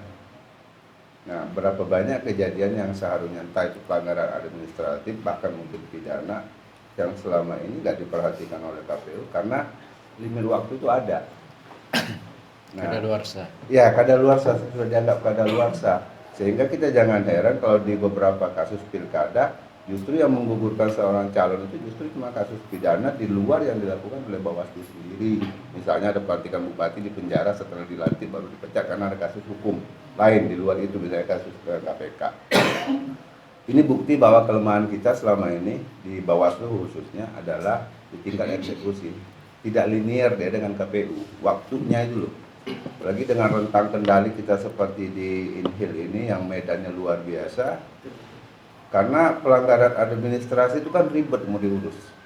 Harus ada bukti-bukti otentik yang sifatnya di atas kertas. Sementara Bawaslu tidak punya kemampuan untuk mengeksekusi secara politis. Adanya administrasi, harus ada BB, harus ada BB. Kan sistem peradilan aja repot gitu loh. Peradilan di pengadilan itu kan susah. KPU punya waktu limit, tanggal sekian udah harus ditetapkan. Akhirnya itu tadi. Jadi mungkinlah memang akselerasi dalam rentang waktu itu sebenarnya yang dibutuhkan oleh Bawaslu. Mungkin misalnya ada 100 kasus, ada dapat 2 yang dieksekusi itu sudah bagus gitu. Kita akui kelemahan dan kekurangannya, tapi bukan berarti kita harus berhenti di situ. Nah, tingkat eksekusinya ini karena Bawaslu harus berhitung dengan waktunya KPU. KPU harus tanggal berapa menetapkan. Nah, sebelum ditetapkan udah harus ada eksekusi dari Bawaslu. Nah, ini tidak bisa. Sehingga KPU nggak ngambil keputusan. Tapi kalau waktunya ada limit, KPU punya otoritas. Dan di situ sebenarnya selama ini banyak kejadian. Kenapa ya seperti tadi mungkin kasus-kasus di dapil 7. Sebenarnya hampir semua dapil ada kasusnya lah. Cuma tingkatan besar kecilnya saja pasti ada. Itu sudah sebuah keniscayaan. Hanya saja Bawaslu dalam hal ini mungkin lebih harus selektif saja mengeksekusi yang mana yang mungkin dieksekusi sebelum KPU ngambil sebuah keputusan. Karena kalau sudah KPU udah ketok palu udah nggak ada lagi. Itu aja mungkin masukan untuk Bawaslu, artinya ya mungkin lebih fokus pada hal-hal yang memang lebih urgen. Karena mengingat waktu KPU sama Bawaslu ini beda-beda nih. Jadi kalau pelanggaran administrasi, waduh repotnya minta ampun. Dokumennya mulai dari C1 sampai C berapa itu baru dikumpulin, waktu jalan terus nih. Hasil. Ya, itu kan susah. Sementara pelanggaran administrasi itu paling repot untuk dibuktikan. Diurut betul. Kalau enggak, Bawaslu juga nanti jadi blunder. Itu mungkin Pak anunya sekedar masukan saja bahwa memang harus punya SDM yang tangguh. Karena SDM-nya juga terlibat di dalam proses pemilu karena mereka juga memilih. Jangankan yang orang Bawaslu, TNI Polri saja yang nyata-nyata tidak mencoblos, itu kadang-kadang punya calon dia. Iya, kawan-kawan kita di TNI Polri punya calon unggulan karena dia punya harapan terhadap itu. Walaupun dia tidak nyoblos. Apalagi di tingkat desa, kampanye tuh para babinsa sama Iya, walaupun dia nggak nyoblos, dia mendukung. Saudara. Nah, artinya nggak ada ketika pemilu ya kayak gitu semeraut jadinya semuanya netralitas dalam arti yang betul-betul tidak ini nggak ada sebenarnya. Tapi bagaimana lah mengurangi, jangan terlalu ini dibanding tahun-tahun sebelumnya. Parameternya itu aja tuh. Kerja ya Pak, ininya. Itu Bawaslu-nya lah.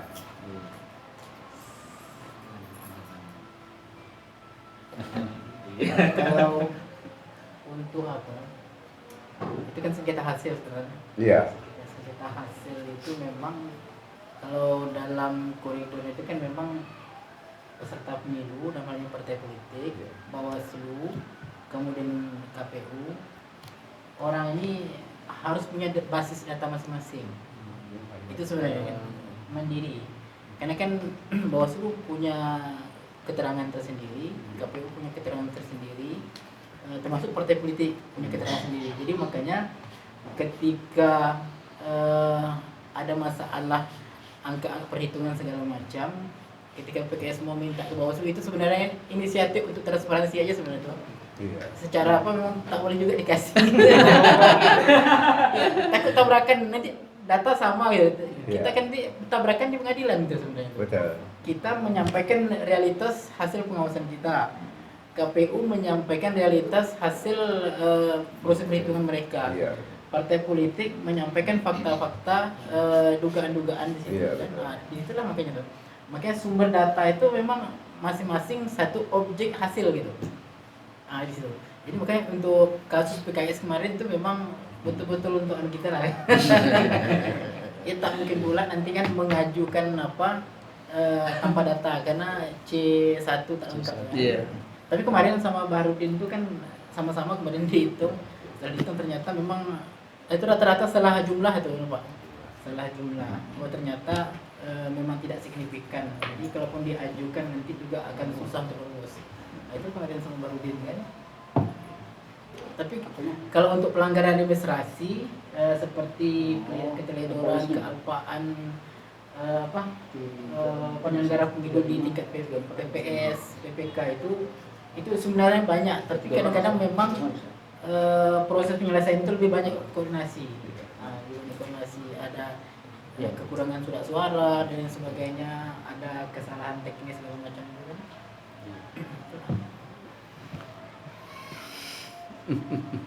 Jadi Bawaslu berapa anggota Pak sekarang? 5 Yang di kabupaten. di kabupaten Lima. Iya, 5. Di masing-masing kecamatan 1. 3 Tiga. di kecamatan, Sekitar 3 di Agustus desa 1. Itu salah satu yang butuh TPS 1.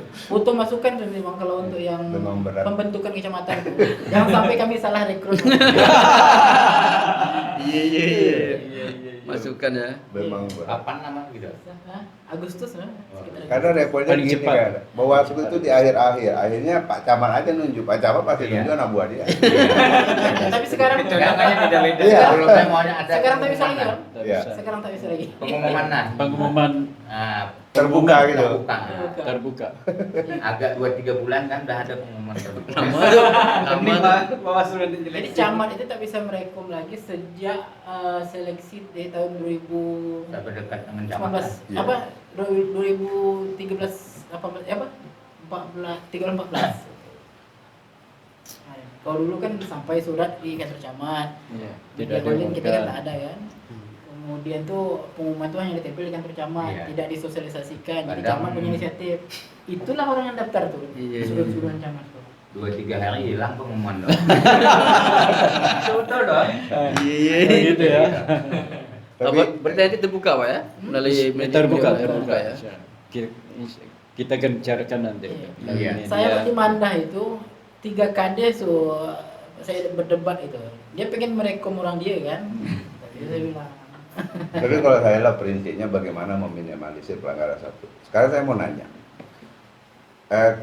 kemampuan Bawaslu mengeksekusi atau membatalkan sebuah hasil itu sampai mana sih kira-kira?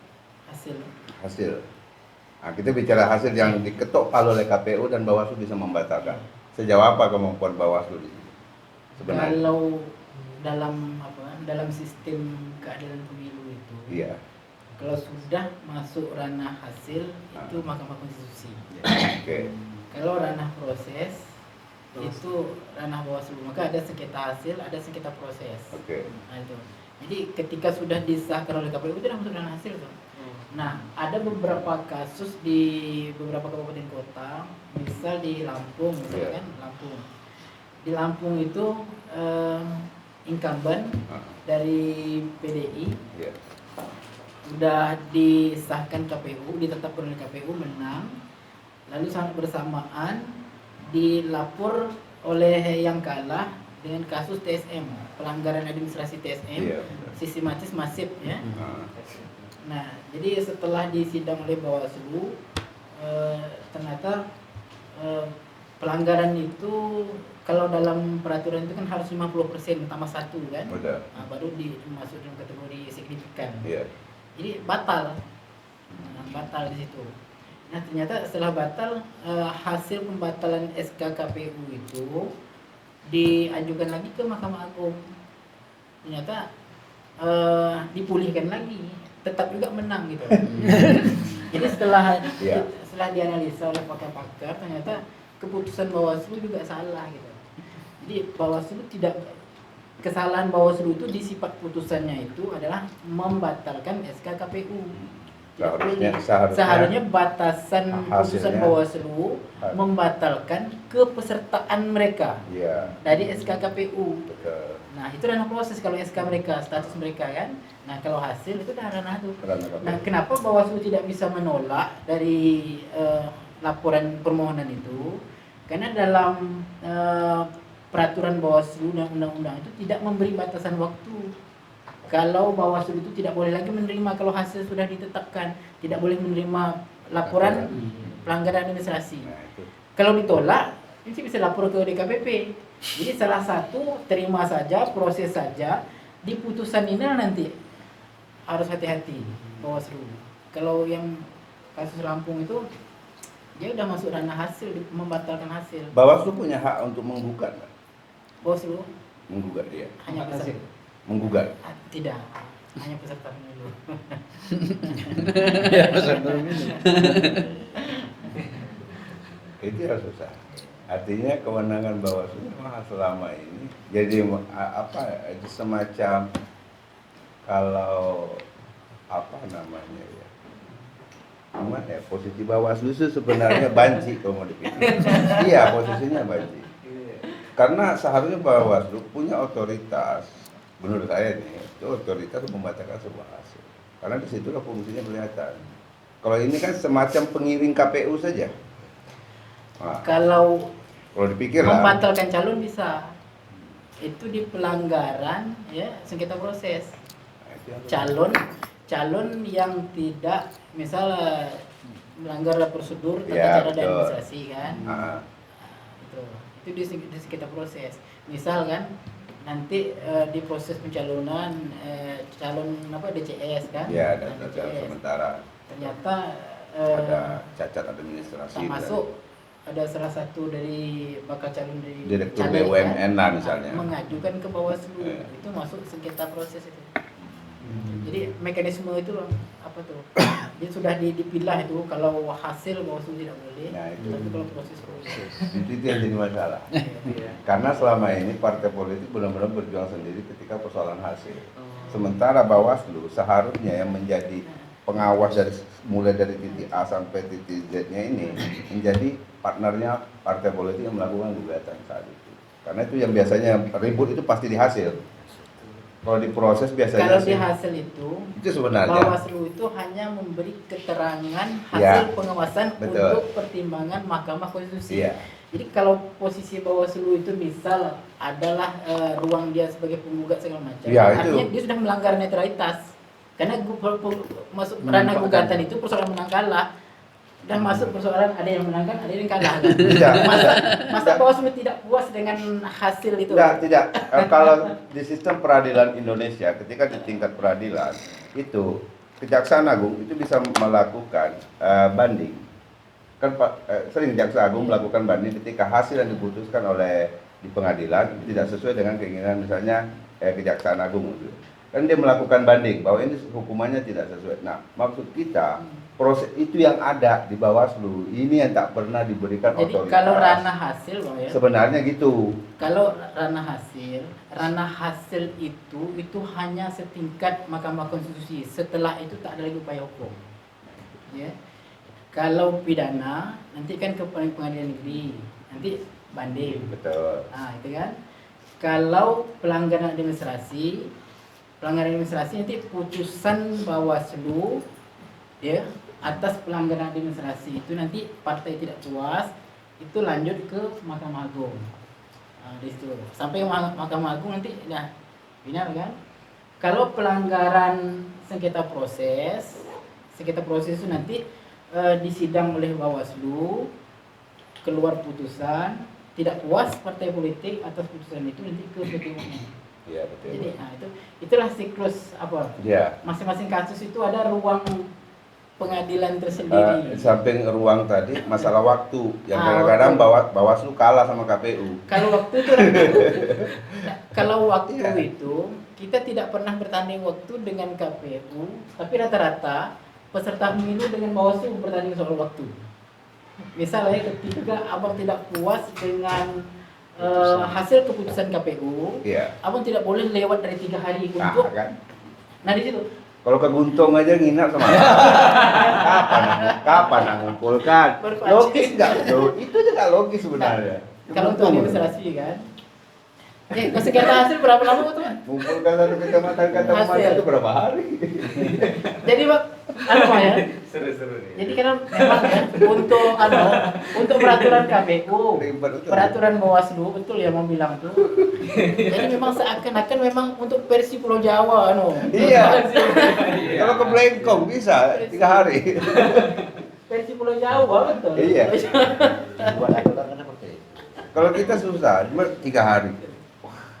Jangankan yang bisa dilewati, yang dilewati laut, yang dilewati darat aja kayak Keritang dengan jumlah desa 17 itu ngos-ngosan keliling 17 desa sehari itu. Tapi Bang, kalau untuk sengketa pelanggaran administrasi dengan proses, kalau seandainya misal data-data belum lengkap, misal kita boleh mengajukan permohonan terlebih dahulu lewat online. Itu berapa hari? Lewat online Harus dilengkapi. Kalau kan misalkan dia kan 3 hari waktunya kan. Iya, betul. Nah, artinya hari kedua itu atau hari pertama kejadian itu dimohonkan dulu lewat online, sampai ke permohonan online. Nah, nanti datang ke Bawaslu. Nanti baru dikasih perpanjang waktu 3 hari lagi melengkapi berkas itu. Jadi online ini salah satu upaya untuk biar supaya mereka ini dah melapor duluan gitu. Walaupun dia. Ya. 3 hari gitu datang. Daripada ngurusin satu kasus lain. Yang susah itu kan pelanggaran administrasi mencari data-data itu betul. Misal incumbent dia mau mobilisasi PNS, penyelenggara, kasih apa yang diajukan itu harus 50%. Itu pengadilan itu di provinsi itu kalau untuk ASN itu. Bukan di kabupaten. Udah keburu pelantikan baru sih. Tapi betul gak ada yang Jadi saya mau nanya inilah. Ini saya mau nanya nih. Versi Bawaslu nih, menurut aturan perundang-undangan yang namanya money politik itu apa sih? Karena menurut saya ngasih baju, ngasih di luar duit maksudnya duit cash dalam bentuk gambar Soekarno Hatta atau Gusti Ngurah Rai itu, saya mau nanya, beli baju itu kan duit juga tuh. Oke, ngasih sajadah juga duit tuh. Belinya kan pakai duit. Kecuali bapaknya mungkin punya pabrik, tapi kan pabriknya pakai duit juga tuh banyak. Versi Bawaslu apakah memberi barang dalam bentuk barang itu tidak duit juga atau hanya sekedar duit cash yang sifatnya cash bentuknya duit tadi? Nah itu versi yang money politik tadi, karena kawan-kawan banyak bingung nih. Belinya pakai duit juga tuh. Ya, beli kaos itu kan beli pakai duit juga tuh. Versi Bawaslu lah gimana tuh ceritanya itu? cinta mata itu. Ya. Boleh. Iya. Namanya money politik ini. Nah, ini kawan-kawan kan bingung nih. Money politik itu kalau kita merujuk dari norma pasal 523 522 itu kan setiap orang Ya. yang memberikan menjanjikan Ya. atau memberikan materi Ya. secara langsung maupun tidak langsung gitu kan, itu ukurannya tuh. Oke. Jadi kalau kita gunakan itu definisi konsepnya, Iya. maka sekecil apapun yang Abang bilang tadi masuk dalam money politik kan. Iya. Nah itu. Nah tapi dalam peraturan KPU, Iya, itu. ya, peraturan KPU Iya. itu ada kategorinya lagi kan. Ada alat peraga kampanye, Balik ada Oke. bahan kampanye. Hmm. Kalau alat peraga kampanye ini juga media untuk menyampaikan Sosialisasi, visi betul. misi gitu kan. Itu sifatnya ditempelkan, dipasang Ya, ya. di tempat Ya. umum lah. Nah, kalau bahan kampanye ini itu dijelaskan lagi di dalam peraturan KPU itu boleh dalam bentuk barang, tapi tidak lebih dari 60.000. Nah, ini masuk dalam laporan apa? Kampanye. Dana kampanye. Dana kampanye ini memang agak susah dikontrol. harga sini dengan harga Pulau Jawa. Iya. Harga betul. Iya, konversi harga lagi. Esensi dari bahan kampanye itu, misal bahan kampanye contoh seperti Iya, ada kuala. kain, Iya. gelas segala macam. Iya. Ini adalah media yang lebih bersahabat, dekat dan mudah ramah untuk masyarakat miliki, tapi secara simbolik ini PKS nomor Iya. berapa gitu itu Iya. maksudnya kan. Makanya dibatasi tidak lebih dari 60.000 rupiah. Nah, kalau ada yang bagi-bagi itu kesulitan kita mengklarifikasi itu bukti pembelian itu. Iya. Nota. Apalagi misal ketika kita klarifikasi ternyata itu tak pernah dimasukkan dalam laporan dana kampanye, yang main pribadi caleg. Maka dalam sistem kampanye kita itu seluruh dana kampanye itu partai yang mengelola. Yang mengkampanye, siapa yang boleh kampanye itu? Yang boleh kampanye itu pelaksana kampanye, tim kampanye, juru kampanye, termasuk caleg-calegnya. Jadi caleg tak boleh main pribadi, tak boleh beli bahan kampanye secara pribadi, tak boleh cetak spanduk secara pribadi. Nah, itu sebenarnya itu. Jadi dibolehkannya bahan itu sebagai media pengantar aja apa yang masyarakat suka sebenarnya. Namun tidak boleh lebih dari 60.000. Iya. Itulah. Cuman tak lebih dari 60.000, cuma kalau dikasih 4 kan 200.000 juga. Iya. Itu masalah. Iya, kan masalah. Tergantung penggali ya. Ya. Iya, berapa kalinya? Iya. Nanti kalau seandainya perangkat itu dibawa di saat coblos itu boleh ya? Hah? Tak boleh. Tak Tidak boleh. Tak boleh. Tidak boleh. Masa tenang itu bebas segala himbauan, atribut. 60.000. Kalau seandainya masyarakat yang buta Iya, nggak benar. pandai baca gitu. Secara pribadi dia Ah, boleh secara pribadi. programnya sendiri. Jadi dibawanya saat mau coblos mana Tapi nih? tak boleh diperagakan. Oh, yang boleh peragakan. Berarti boleh itu boleh Pak ya? Apa? Iya, jangan sampai dia hilang. Tapi jangan sampai tahu lah. Ya boleh berarti itu Pak ya. Misalkan dia masuk ke Secara dalam, pribadi. iya masuk ke dalam bilik Tapi gitu tak kan. masuk dalam aturan kita lah. Kalau peraturan mengukur Kartu nama. Iya, kartu nama. Kartu nama kan. Oh, kartu nama itu rata-rata orang lazim bawa. Oh gitu ya. Kadang lupa dia kan. Tapi Ya, orang sampai- tua kan. sampai tempat milih berunding. Iya, iya. Itu berapa bonusnya?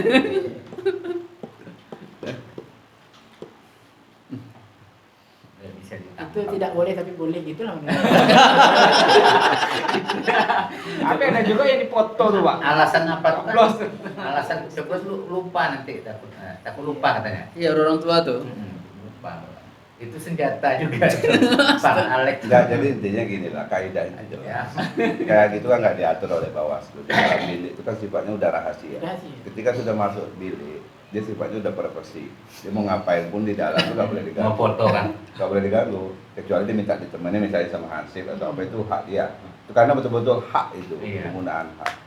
Jadi Bebas, langsung. kaidahnya itu ya semuanya boleh selama itu tidak dilarang. Ya, semuanya dilarang selama itu dibolehkan. Kecuali kaidahnya. Foto dia. Kalau yang politik itu tuh. Iya, susah tuh. Kaidah muamalat. Iya. Lubangnya kan. Susah sudah kalau di bilik itu. Karena tak ada yang boleh ganggu dia, dilindungi itu. Bebas apa rahasia ya? Iya, rahasia ada. Iya. Kan di lubang itu kata coblos di lubang. Nah, ini bukti saya pilih bang. Gitu. Tapi Iya. kalau begitu tidak sah dia, Pak. Ah. Tidak sah. Iya di lubang dah. Iya di lubang itu. Nanti kira-kira Tidak, kita Penghitungan suara itu tidak sah. Lubangnya takku, Pak. Dipotong Oh. dia tangan dia tangan nih. Cincinnya kan bukti nih. Foto. Betul. Oh. Oh, cincin. Sesuai dah ya. Nanti minta uang apa lagi? Ini contohnya, ini buktinya. cuma intinya gini lah nanti tuh Pak. Itu kan undang-undang pemilu belum dianu nih. Iya. Kemungkinan ada perubahan, nggak tahu lah yang signifikan. Jadi sebenarnya cukup signifikan itu nanti kalau ada perubahan di sistem penghitungan suara. Lagi 60.000, Pak. Hari ini kan sampai sistem penghitungan suara bagi kursi Ya, Pak. betul barang tuh. Di Kita bawah, masih di bawah ini Jawa, standar itu. 47, 50 maksimal. Apa itu namanya? Cara lomba, Standar lek apa itu? Ada suratnya. Yang bagi 3, bagi 5. Bagi 1, bagi 3, bagi 5. Iya, bagi bagi 9 itu. Itu kan belum tuh apa nanti para partai politik di Senayan sana merubah ini atau tidak, nggak tahu nih kita sistem pembagian Melakukan bukan suara itu. Karena itu cukup signifikan nanti merubah. Itu yang belum dianu. Kalau balik dia ke pembagian suara model lama, apa namanya sistemnya itu? Tidak, Ada terbuka. sistem bagi kursinya. Bagi kursinya, kalau terbuka itu kan nomor urut sama soal terbanyak. Yang bagi kursi, yang tidak bagi 1, bagi 3, bagi 5, bagi 7, bagi 9. Itu bakal rame itu. Itu sudah dianukan KPU. Itu aja lagi yang belum. Tapi kalau Bawaslu insya Allah itu standar ya. SOP-nya standar biasanya. Kalau Bawaslu. Kalau KPU aja yang masih tarik menarik tentang Kalau Bawaslu mengikuti peraturan KPU, betul. kan mengawasi itu. Iya. pengawasnya. Iya. Makanya keluar peraturan KPU, baru biasanya keluar peraturan Iya. Bawaslu. Betul. Mengikuti. Pengawas ya. Ya mengawasi. Iya, mengawasi. Ya. Minggu ini. Dan belum keluar peraturannya.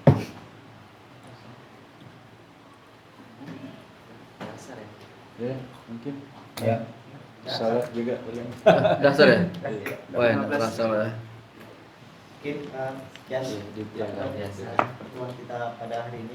Terima kasih diucapkan kepada jajaran dari Bawaslu Kabupaten Indragiri Hilir yang sudah menyempatkan waktunya untuk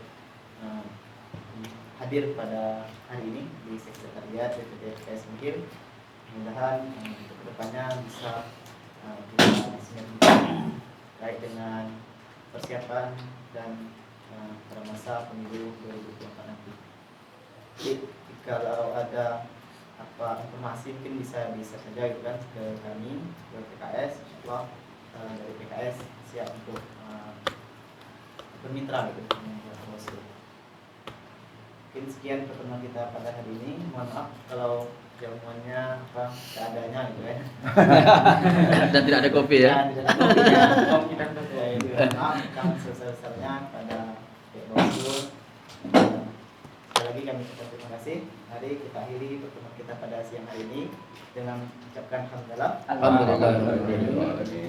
Lebih dan kurang saya mohon maaf. Assalamualaikum warahmatullahi wabarakatuh. Waalaikumsalam.